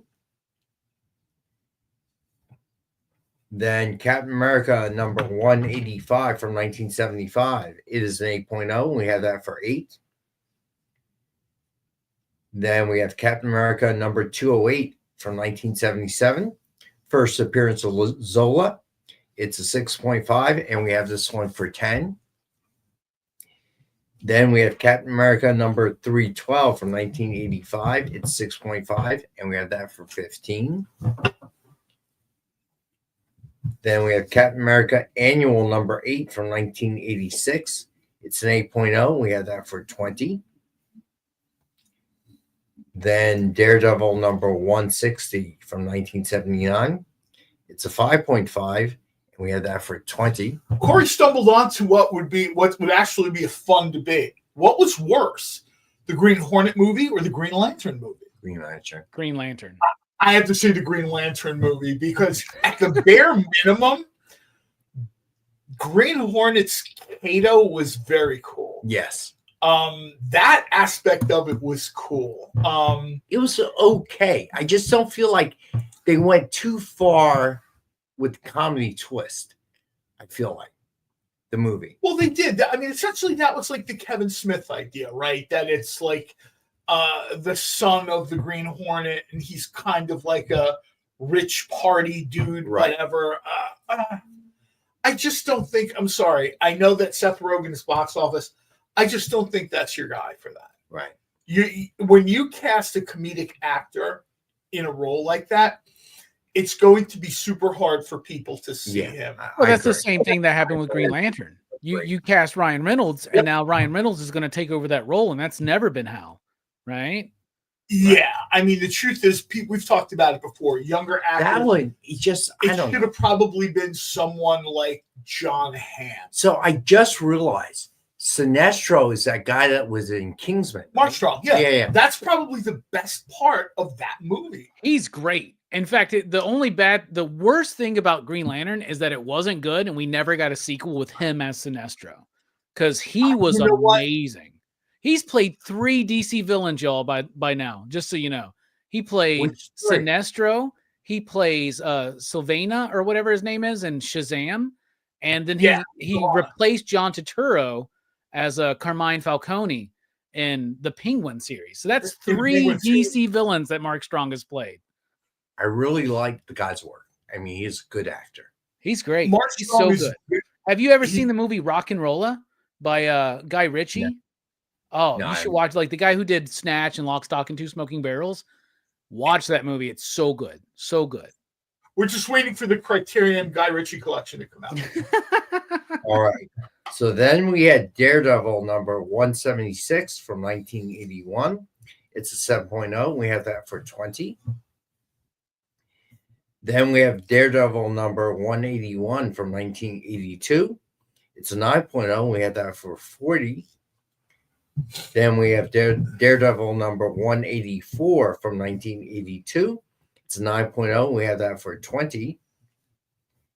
Then we have Power Man Iron Fist number 66 from 1980. It's a 4.0. We have that for 15. Nobody cares about those two. This is the Jade Tiger comic. And Preston, you know what? People wanted to see Nathan Fillion as Green Lantern, as Hal Jordan. And I think if they had caught him a few years earlier, he would have made a great Hal Jordan. I think by the time people were sort of like banging the door for him and also for David Boreanaz, I think that he did the voice for Green Lantern, but people mentioned him being Hal Jordan in a live action. I just think those guys are, here's the deal. You can't build a Green Lantern movie around older Hal Jordan. Either you set it in the 60s with a young, sort of fighter pilot looking, before he became Tom Cruise, when he was just Tom Cruise in Top Gun, that's Hal Jordan. Before all the like crazy hype and all that stuff, like a young, fit, good looking, hell bent for leather type character. That's Hal. Now they're going to have Kyle Chandler, I think, be older Hal Jordan, and I think that works. I think that's 100% spot on. See, Corey. I think you want to have Hal Jordan. It is Kyle Chandler. It is. Yeah. It's Kyle Chandler. I think you want to have Hal Jordan in any kind of project going forward with Green Lantern. I think that the essence of the Hal Jordan character, the 6'3" spider pilot dude, I don't know how well that translates in the 2020s and beyond. I think you have him be an older mentor type character. Right. And I think you have a sort of that's why I think the show will work, because the show's called Green Lanterns, right? And it's him and John. And the John is a younger guy, right? Yes. And so, you get that kind of thing. I like that, because here's the thing: I'm not as old as other people. I'm still considered an old man by many 20-year-olds. But when I first saw Green Lantern, Hal Jordan, he had like the graying temples and all that kind of stuff. So yeah. I tell people all the time, if you wondered how Hal Jordan was written, 1960s and 70s. I tell people, watch like the first 45 minutes of Top Gun, the original one.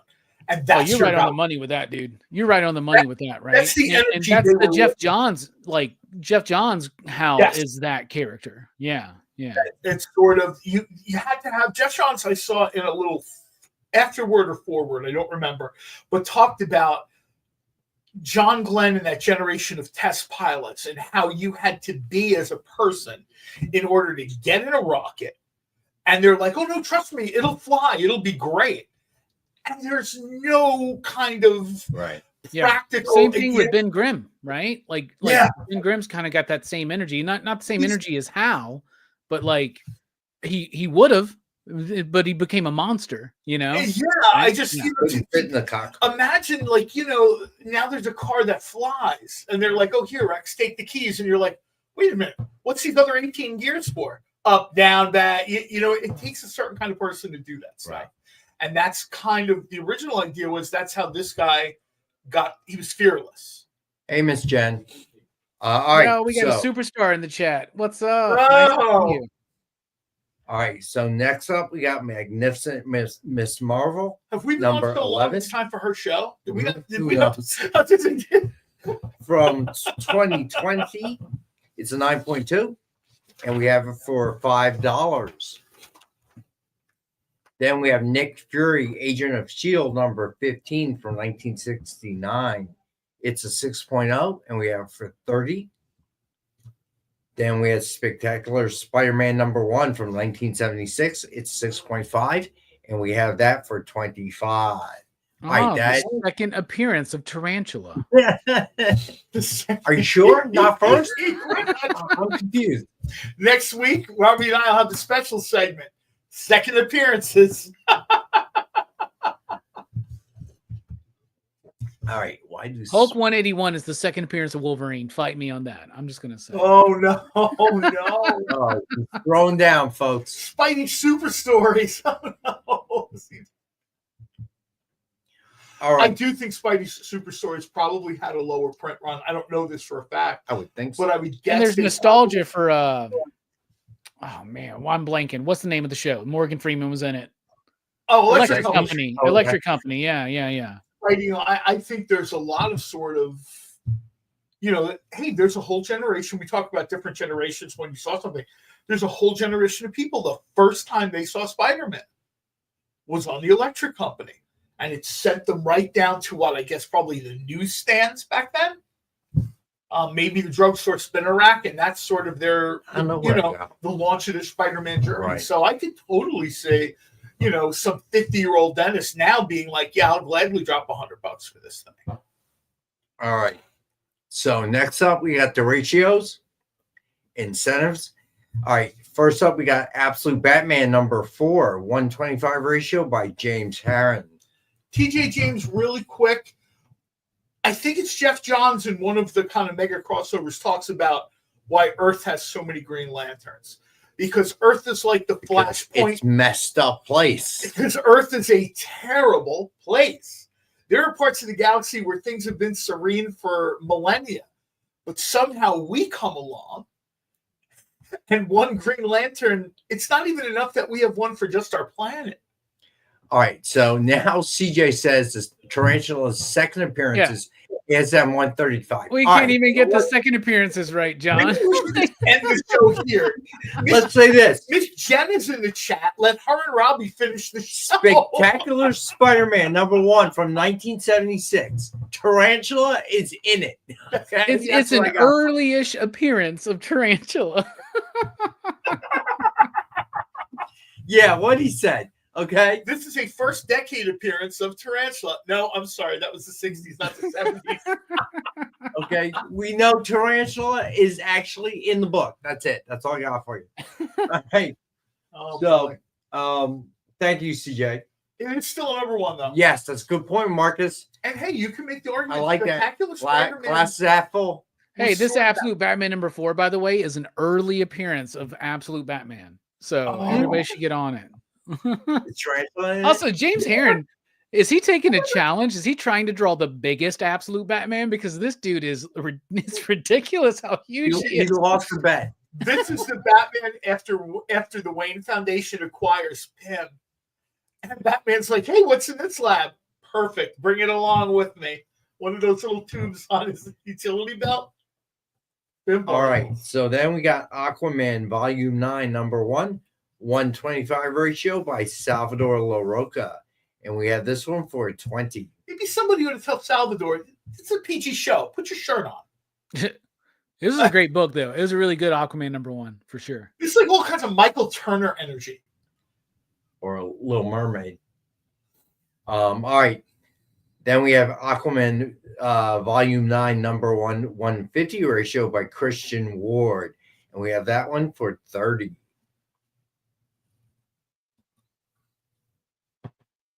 It was a little bit trippy. I like this. All right. If you like this, John, you need to check out the book Aquaman Andromeda, written by Ron V. with Christian Ward artwork. This is what the whole book looks like. It looks great. Wow. All right. Yeah. Maybe I need to do that. I just, after a while, you think you've kind of seen all the underwater scenes you can do, right? But all right, next up, we got Daredevil, Unleash Hell, number 1, 125 ratio by Joel Jones. It's a polybag version.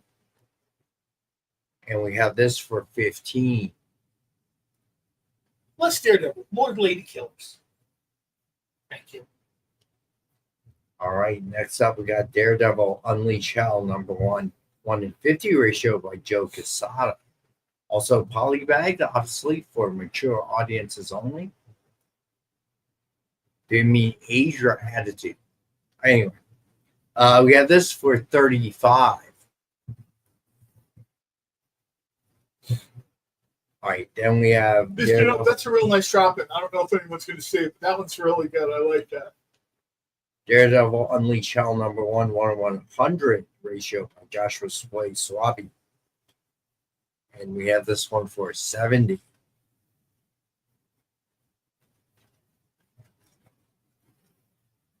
All right, then we got Deadpool Wolverine number 1/125 ratio by Jerome Opeña. We have this for 10.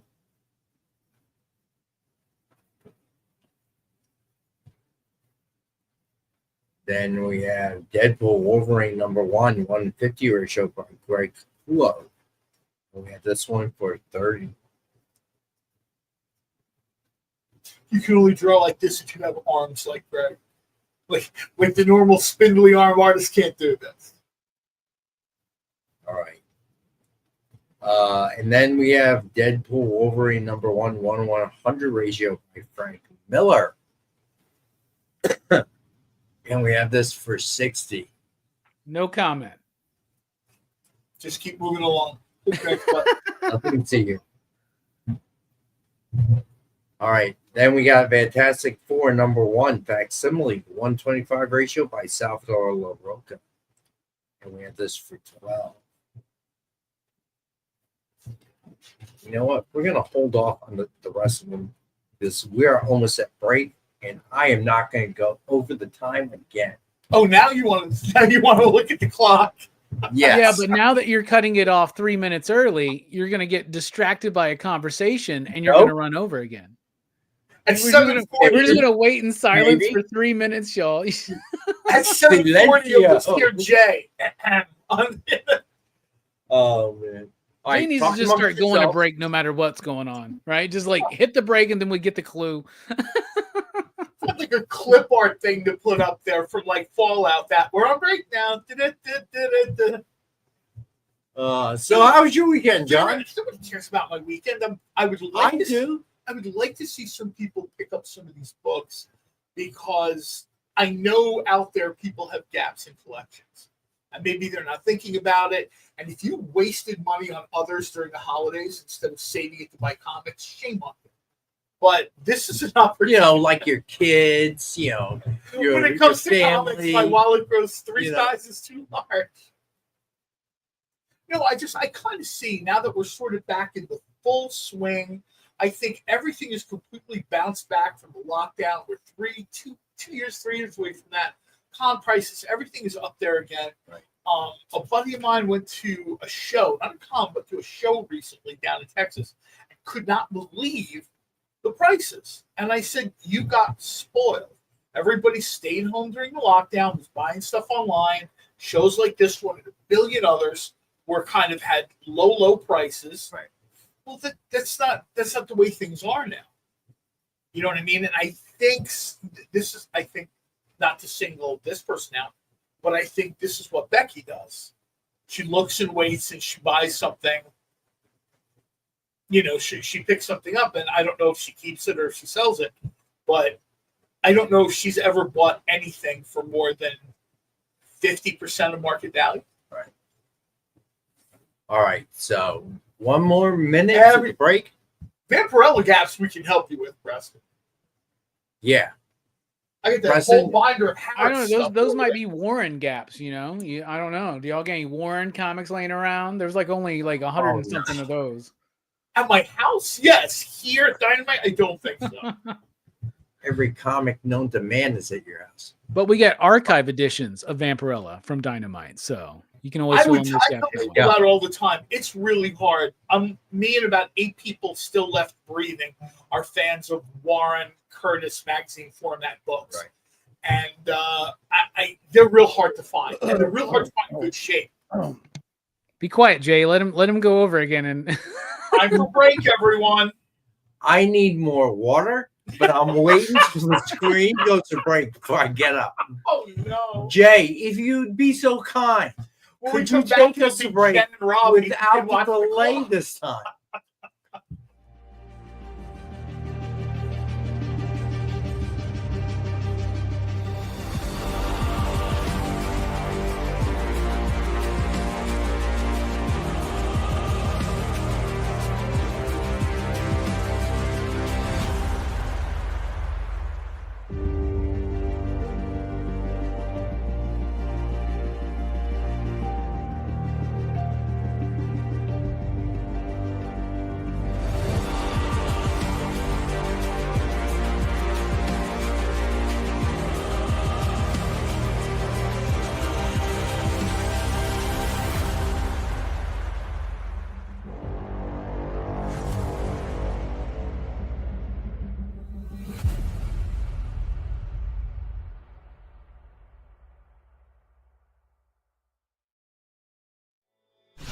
Whoa. Whoa. Did you miss it? Yeah, they can go by pretty fast. Let's slow down the footage. Welcome. It's time to skim some comics. Miles Morales Spider-Man, I will just tell you that Miles is very important in his role as a vampire. So it's fine. If you like Hercules, read it. If you don't like it, don't worry about it. It's fine. The art is still stunning. There's a panel, little spoiler, there's a panel in this where Chitauri first hits Lion-O, and he is the best "did she really just hit me" face I've ever seen put in a comic book. Wow, live reviews of new comic books so you can be ready for New Comic Book Day. What is this? Oh, I see. It's Minute to Skim It. Part of the experience.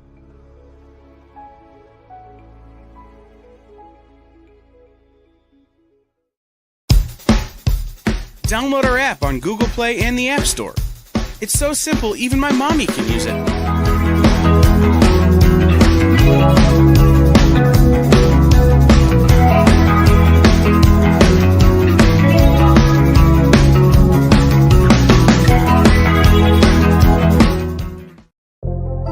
In a world where you hit like and subscribe on our YouTube channel, that'd be really great, thanks.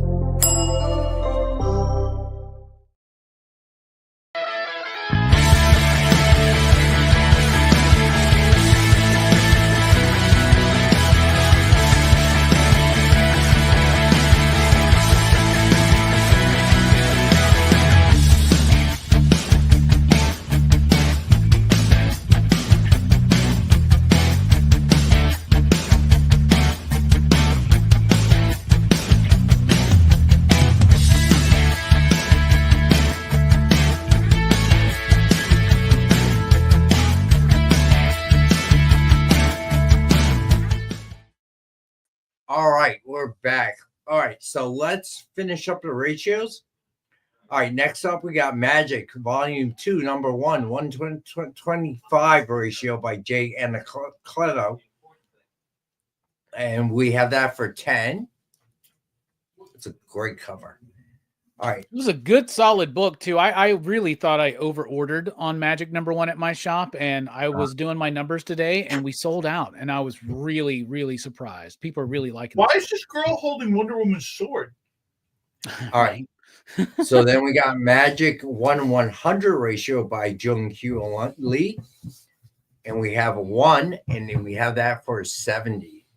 Triple B, I'll tell you right now, if I find any, and we mentioned this in a previous show, I'm going through my con closet and some other stuff. If I find any Warren books that I have like duplicates of, I'll put them up and we can drop it in something that Triple B does because I love him to have at least some of them. The guy's like a hardcore Vampirella character. I will say this: there are 2 types of Vampirella Warren books that you can get. Triple B for 8. Yeah, for you, bud, I can do it. There are for the other one, not the 1 in 100. Though, yeah, for the 1 in 105. I figured I can't go that far down. Well, don't put it past Triple B. It's an operator, man. Did you ever see that dungeon he operates out of? What do you think pays for that back end? Yeah, Triple B, I'll be happy to share the wealth, so to speak. The truth is there's 2 kinds of Warren magazines out there. They're assuming we're not selling them here on the show. There are ones in really good condition that are grotesquely overpriced because the characters resurging. And then there's copies that are just reading copies, which are great, but I don't know, for some collectors that's not okay. Some collectors really want the stuff they can back and board or maybe slab or something. Right. And I'll tell you right now, if you're looking for slabbable Warren magazine Vampirella at a reasonable price or achievable price, it's going to take a while.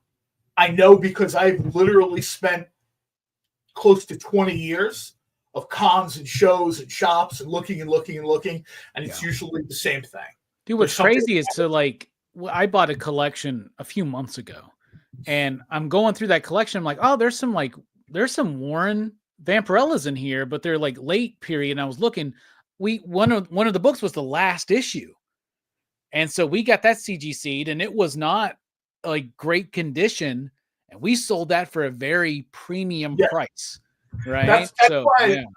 I hosted a chat like a year ago in our comics thing, our comics group about Vampirella, and I think people did not want to hear that, but I wanted to be honest. Right. I mean, some of the books I've had since I were a kid. They were literally books hidden under my bed because my mom didn't want me reading that kind of stuff.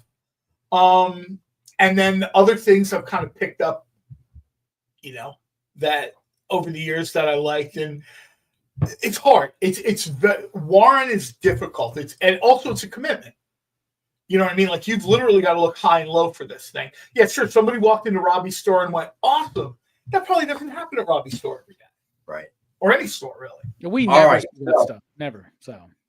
All right. So then we have New Champions number 1/125 ratio by Nicoletta Balderi. We had that for 15. Then we got New Champions number 1/150 ratio by Rose Besh. And we had that for 40. Then we got Ultimates. Hey, Ryan, what's up, man? Ultimates, Volume 4, number 8, 1/25 ratio by Sarah Pacelli. And we have that for 10. Then we have Uncanny X-Men, Volume 6, number 8, 1/25 ratio by Nick Bradshaw. And we have that for 15 tonight. Then we have Uncanny X-Men Volume 6, number 8, 1/50 ratio by Miguel Mercado. And we have that for 20. Answer Jen's question. She asked about what did I read last week. I am not 100% sure if it came out last week. But Mad Cave did Flash Gordon quarterly. And they're doing a great job with Flash Gordon. It's probably one of the few non-Dynamite books I make an effort to shove to the front of the reading queue. I'm not 100% sure, but I read it last week. And if you're a Flash Gordon fan, there's two great versions of Flash Gordon you can get into right now. One is from Mad Cave, and the other one is the digital comics done by Dan Skady. And you're basically getting a comic strip version and a modern version, and they're both great. All right, next up, we got What If Mickey and Friends Became the Fantastic Four, number 1, 1/50 ratio by Phil Noto. And we have this one for 25. I know a lot of people roll their eyes at this what if Disney became Marvel stuff. This was the best issue they had done. This was amazing. This was so much fun. If you're a Fantastic Four fan, you need this in your collection. This is better than Donald Duck becoming Wolverine? It was. But I'm a big FF head, but it mirrors the structure of the first issue. So they go on a mission, they flash back to the origin, then they fight the Mole Man, and the Mole Man is Pete, right? So it's pretty cool. It's really Did we get that first cover in 2022? Which were Disney characters and the cover of Fantastic Four number 1? Was that 2022? That makes sense. Yeah, around there. Sometime a long time ago in 2022 or 2023, one of those things. Yeah, there's something about Disney characters and the FF that works. Right. A little bit more than maybe, some of the other stuff. All right, next up, we got Wolverine, Volume 8, number 5, a 1/25 ratio by Dave Barden. And we have that one for 12. Looks like Absolute Wolverine down there, man. Thank you. You beat me too. And I was like, when did they start doing Absolute Wolverine? It's like 7 claws, and they're like 3 feet long.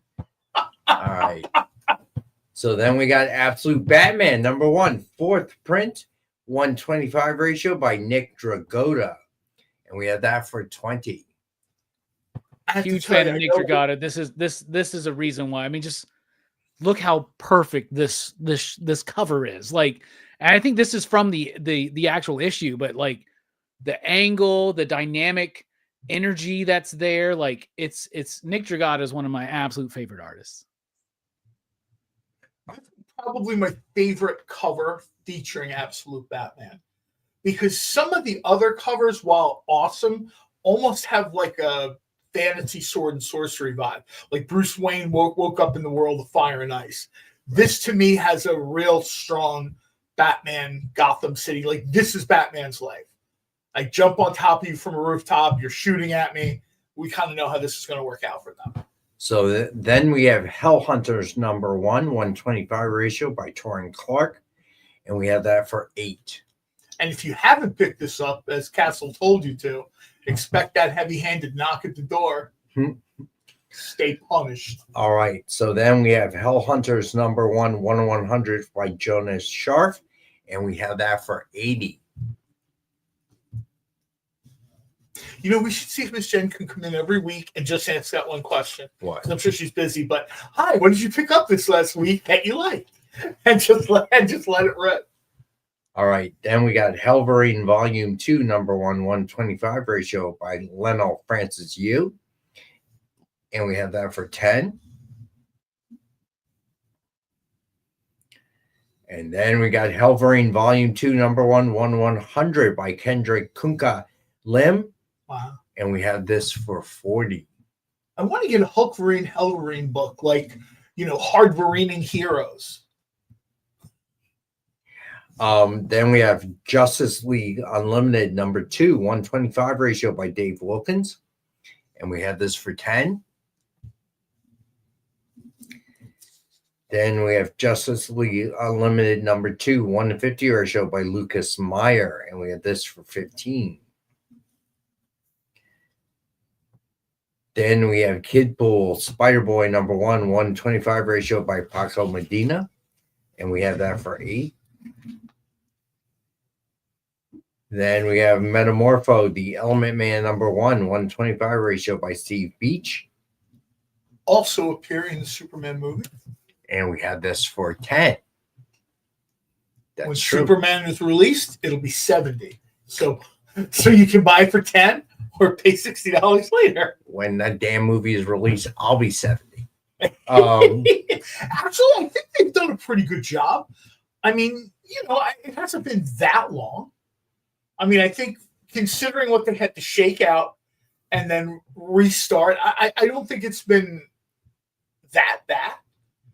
I mean, they needed time to let the sort of, you know, Cavalrine people, you know, gear down a little bit. Rex just likes being like grumpy about the Superman release schedule for some reason. So we just true.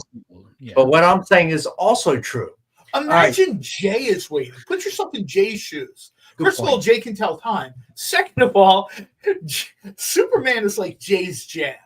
Every day without a Superman movie is like a living hell for him. All right. Sounds like a great idea for a show title, Jay's Jam. That's not, Jay, you should, I'm giving that to you for free. So there you go.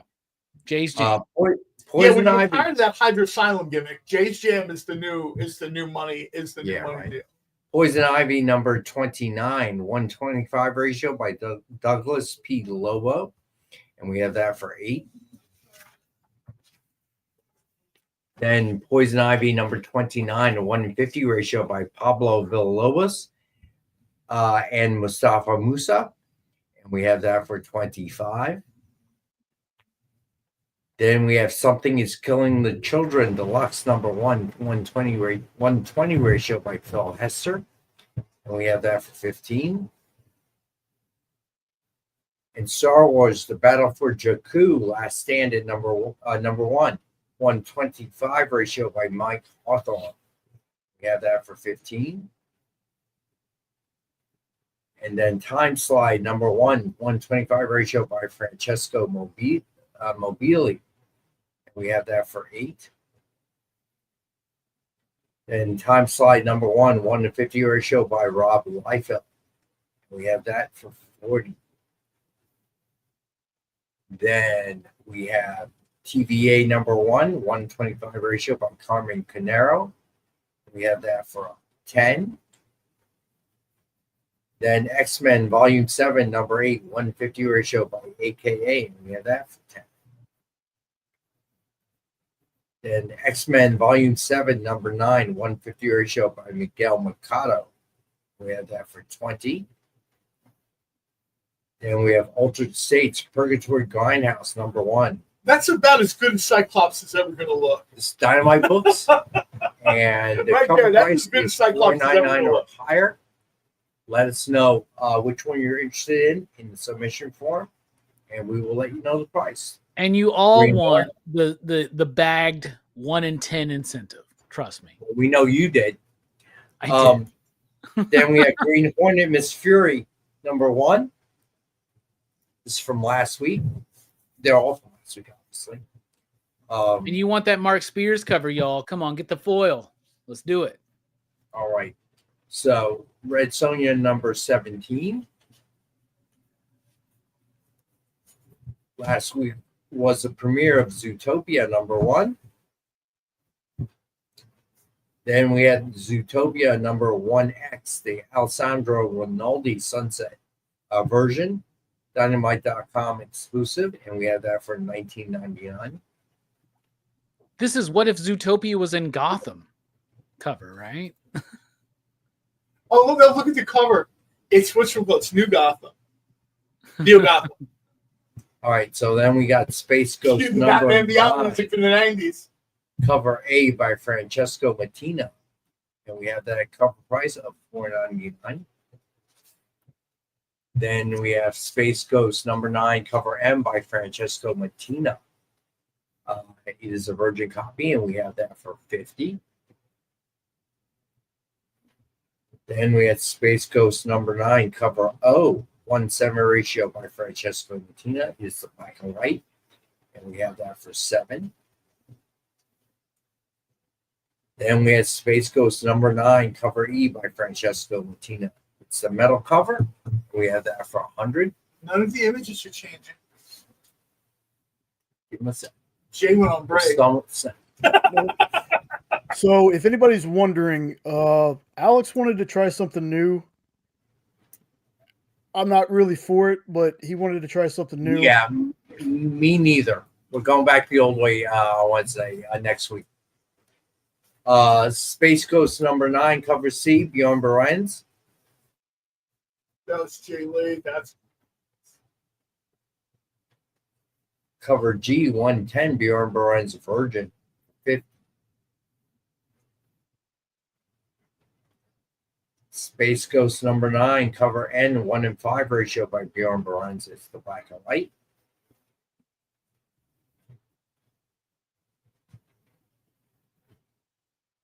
Then we got Space Ghost #9, cover D by Anthony Marquez. This is And the one that's I grabbed. I cover love price at $4.99. Then we got Space Ghost #9, cover F by Anthony Marquez. It's the virgin copy, and we had that for $50. It's better in black and white, trust me. Then Space Ghost #9, cover I, 1:20 ratio by Anthony Marquez. It's black and white. Then Space Ghost #9, cover K, 1:30 ratio by Anthony Marquez. It's the black and white virgin. We have that for $30. Yes, Ryan. We had a lot of people ask about Purgatory. I was glad to see she was going to get the first up in altered states. Hey, Jay, I would, Mr. Nope, let's see. Yes, you can. Let me, let's see. Mr. Nope wants B, C, and D.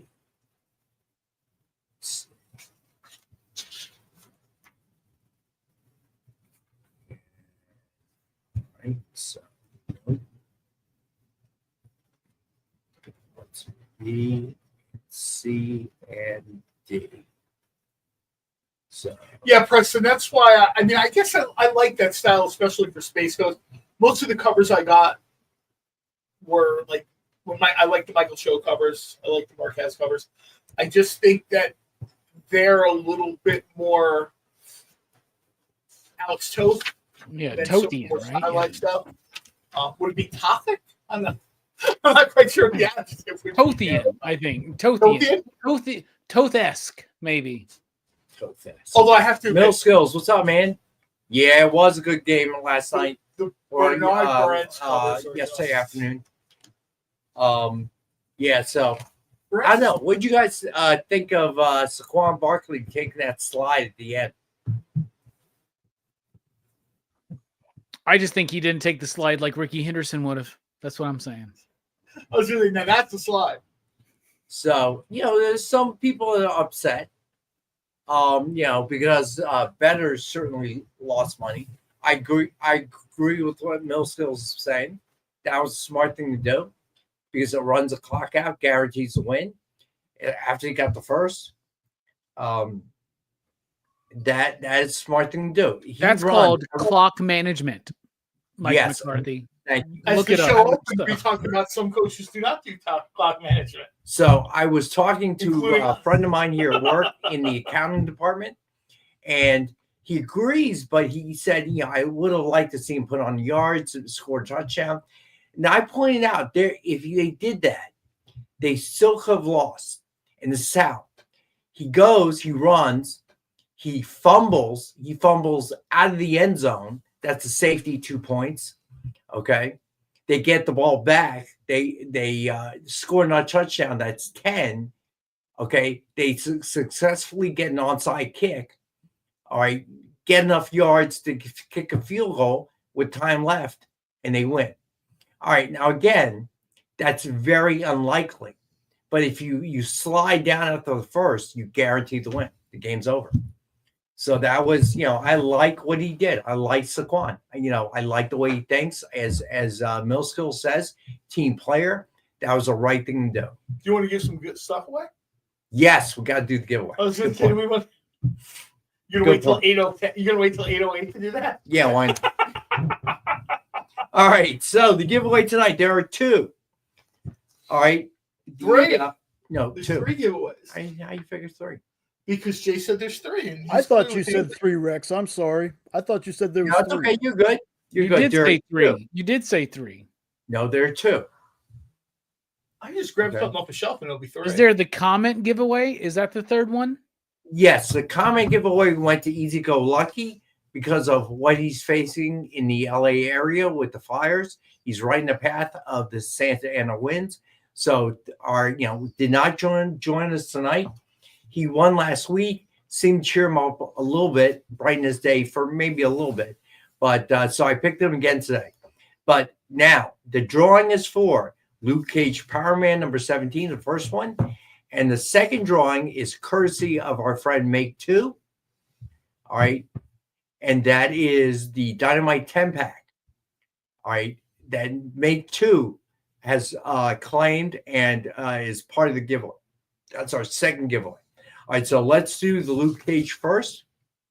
Go ahead, Jay. Spin that wheel if you would. No whammies.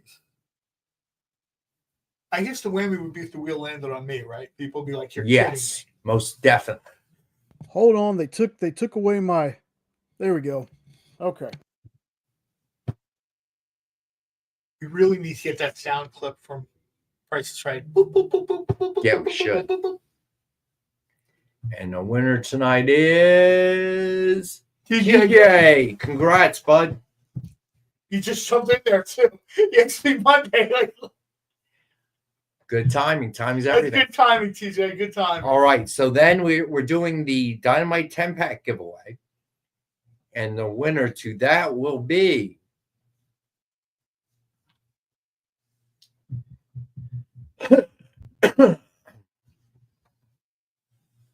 Kenneth Bird. Nice. Nice, Kenneth.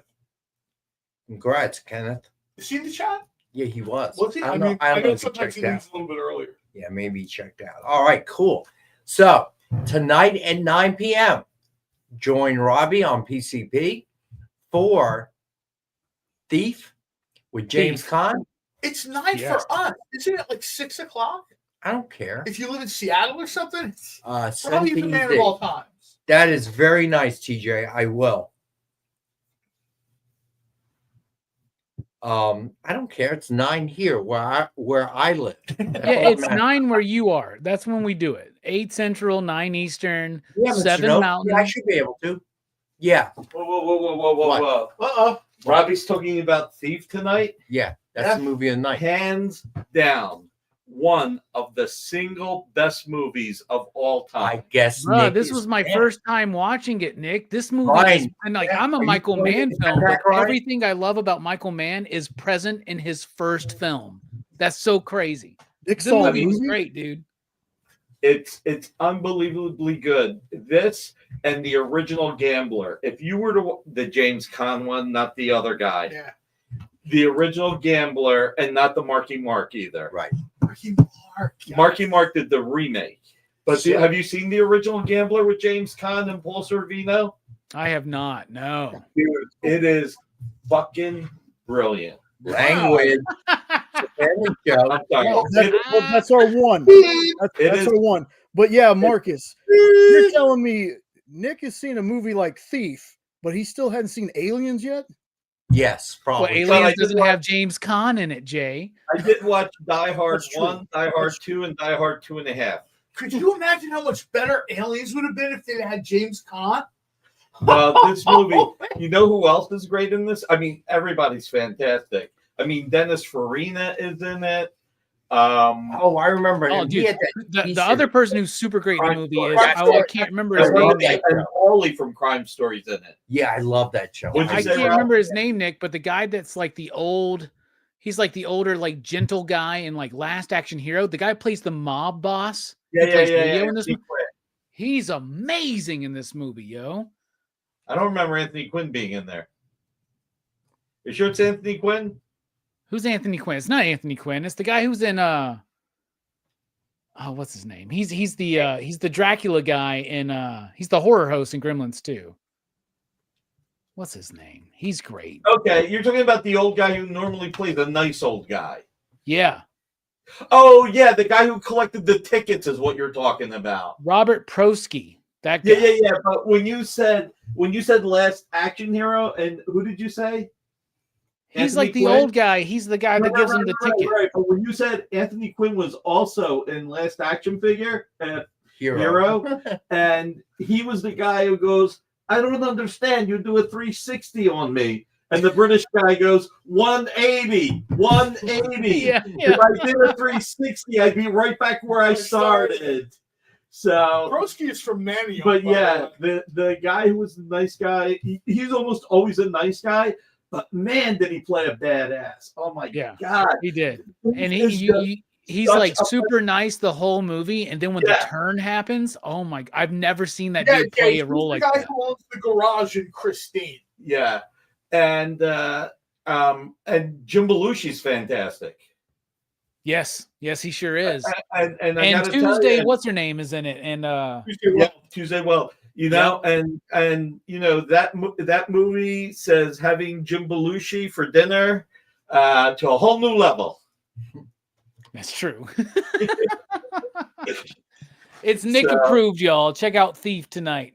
Dude, that movie is so. Nick will be I joining saw Robbie at 8 o'clock. I saw the remake. I saw the remake with Marky Mark, and I'm just like, oh my god! Remakes are so hard. Nobody can. No, there's some remakes that are good. You should have known. But it's you like were this going is to like another remake where they took a few touch points. Yeah.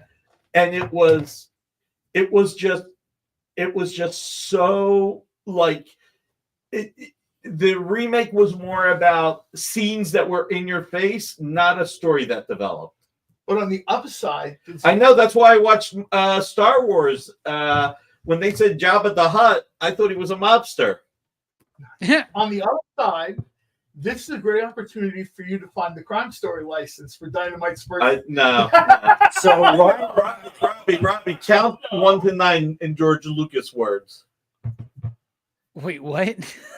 Count 1 to 9 the way George Lucas would. How would he?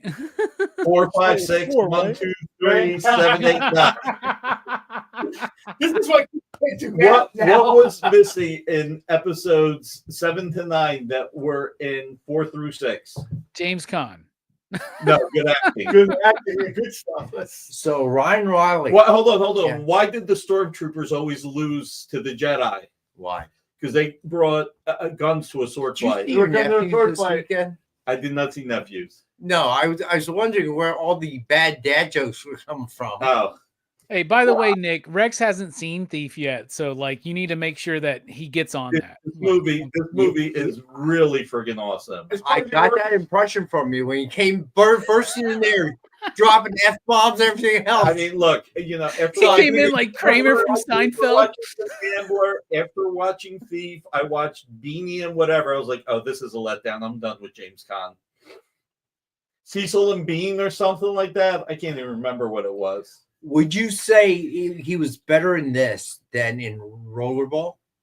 I haven't seen Rollerball. So like I said, after these two nights, I'll see Bean. I gave up. Now you guys have And that remake was awful. Go watch Steve. And that remake was awful. Well, I'll tell you something about the Rollerball remake. Yeah. Paul Heyman of ECW told all the ECW players that he was going to the West Coast to try and get money, and instead he was playing the announcer in Rollerball and screwed everybody even more. Yeah. Jabba is a monster. They're the Huts. Yeah, exactly. See, that's a comic I need. Meet They, the they Huts. brought guns to a sword. So, Ryan Riley, you said you wanted a 10-pack. Let me know. Fill out the submission form so we can confirm. Robbie, I got to tell you, man, that I can't believe you just saw that for the first time. So Me neither. you have to watch The Gambler next. Yeah, I will for sure. Did you see the remake? No, I haven't seen that one either. I stay away from most Marky Mark movies unless they're directed by Martin Scorsese. What you're saying is as long as he's not the main player. Yeah. Okay. As long as he has very little scenes and he just plays Marky Mark in those very little scenes. Oh. James Caan was also great in Alien Nation. He's So also after- great in Way of the Gun. I Yes. love James Yeah, Caan yeah. in Way of the Gun. I don't know. I That's missed not that. a movie that a lot of people talk about, but that movie Yeah. is great. Who was in Alien Nation? The head alien was, what's his face? Mandy I can never say his last name, but Mandy. No, that was his partner. Oh. The head main alien. bad guy was Terrence Stamp. So it was about some alien drug they were making. So Terrence Stamp was the rich bad guy.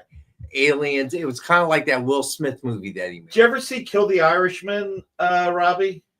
Kill the Irishman? No. Yeah, I've seen The you're- Irishman, but not Kill the Irishman. No, it's Ray Stevenson and I forget the dude who was in Lock, Stock, and Two Barrels. Jason Statham? No. God, what was the other one? The one with Benicio del Toro. Dennis Farina was in it. It was about the big diamond. Snatch. The bald-headed dude, the badass. Oh, Vinny Jones. Is that what you're talking Yeah, about? he was in it. You He are was in so it. into this conversation. I don't know what The happened. there. Juggernaut. Yeah, I was going to say the Juggernaut, but Oh, yeah. Kill the Irishman. Val Kilmer, Christopher Walken, Linda Cardinelli, Vincent D'Onofrio, Paul Sorvino. That seems like that's awesome. That's a powerhouse Great cast. Well, what I wanted to ask if you ever saw it, I've seen bits and pieces. I wanted to know if it was any good. Yes. The bits and pieces I thought were good. I just never saw the whole thing. Did I hear you a should yes definitely from watch it. Jay? You should definitely watch it. Okay. I recorded it over the weekend. I get to watch so little TV. I'm just trying to figure it out. Right now, put it this way. We're finally watching The Offer from 2 years ago. Wow. That's how far behind we are. Let's put it this way. The funniest part is Pam's like, "Did you watch this without me?" I'm like, "No." She's like, "How do you know so much about it?" Well, I'm a fan of Robert Evans, so I saw The Kid Stays in the Picture. I've read his book. I'm just a huge fan of his. Well, now you can take. Also, I know a lot about The Godfather for some reason and everything that happened. And Well, it could be worse, Nick. You could be 43 years behind on watching Thief, but you're not.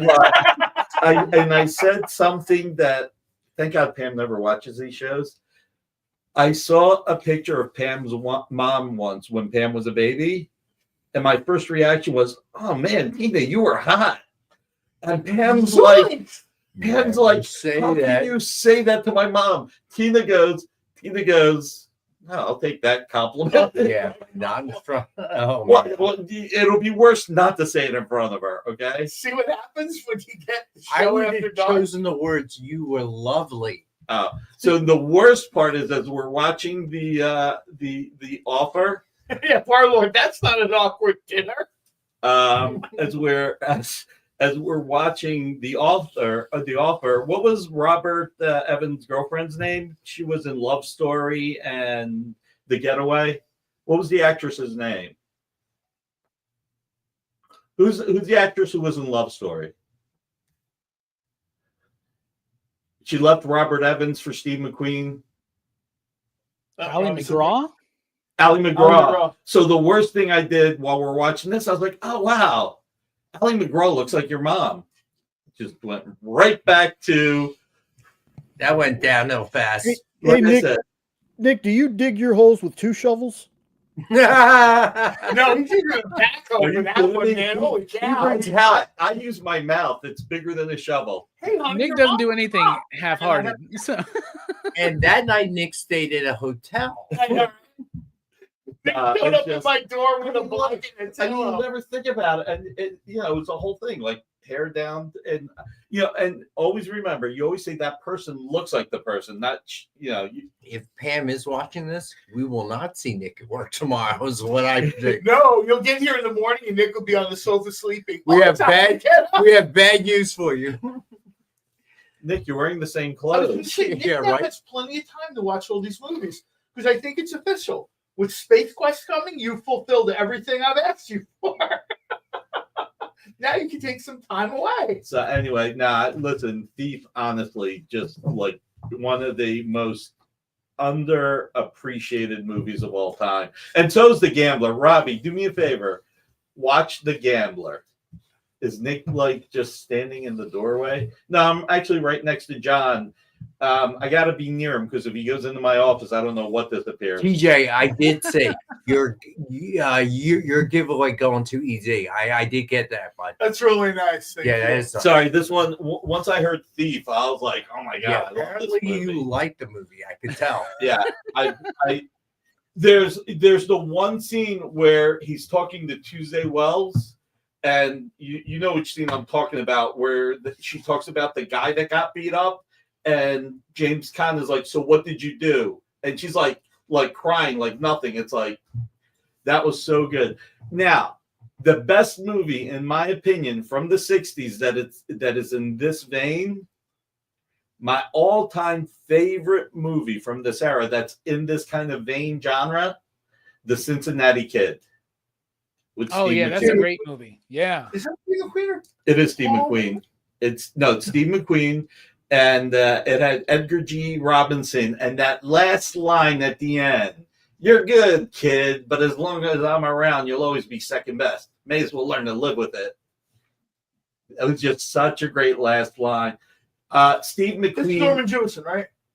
I'll take your word for it. I think that's Steve McQueen could not cry on cue like a lot of actors. They actually had to put onions right under his eyes for him to cry. Did you know that Steve McQueen would always ask for weird stuff in his contract, like 200 pairs of jeans? Yeah, he razors. Gave it to he gave it away to homeless people. Yeah, he gave it away to boys' clubs because he was like a boys' club or foster kid or whatever. So he would ask for all this stuff that he would give away. I saw a thing. They were like, "What are you going to do with like 200 shaving kits?" And he was like, I want to make sure you read the contract. But now let's just say that at this point, if I see something I know in the movie, I'm not telling Pam. You better hope Pam wasn't watching. Your acting skills will be put to the test. I did not see that coming. So, Robbie at 9 p.m. tonight. We'll be back on the next 5 minutes from now. So Amy's probably out there. Now we're 10 minutes late from our permanent break for like a week. So did you give away the Hazer sketch cover? I thought yes, we gave it to Easy Go Lucky. He's in the LA area. Oh, okay. So we will be back Wednesday. The Hustler's really good, TJ. The Hustler's good, and so's the Color of Money. Color Money's good too. The Color of Money. I mean, that's a back-to-back unofficial sequel that rocks. But I mean, Jackie Gleason was. Look, Paul Newman's great in it, but Jackie Gleason was fantastic. Yes, that's really good. That's a movie where you see where the guy's more than Ralph Cramden. My thumb! They took my thumbs. Oh wait a minute, no, that's Pope of Greenwich Village. So Friday night at 7 p.m. Nick with the original art with items. One with item. postseason One are- item is all going to go to charity, and 10% of everything else is going to go to charity. There you go. Very generous. So if you are in the West Coast like EZ, be safe. We're all thinking about you. As always, thank you, everyone. Great show, as always. We will see you guys Wednesday. All right. Thank you, Robbie. Thanks, everybody. Good luck tonight, man. And before we leave, Yes. after you're done with Robbie, at 11 Eastern, 10 Central, Best Coast Comics will be back. They're asking the question, is 2025 the year? So be sure you tune into that. All right. There you go. It is the year the Superman movie finally shows up. So there you go. Rex will be happy. Right? So see you guys Wednesday. Robbie, have a great show. Yeah, it's in 10 minutes, Robbie. We'll let you go so you can get ready for your show in 10 minutes. See you guys Wednesday. Join the party. Head over to our Linktree to find all the links for everywhere the experience is all the time.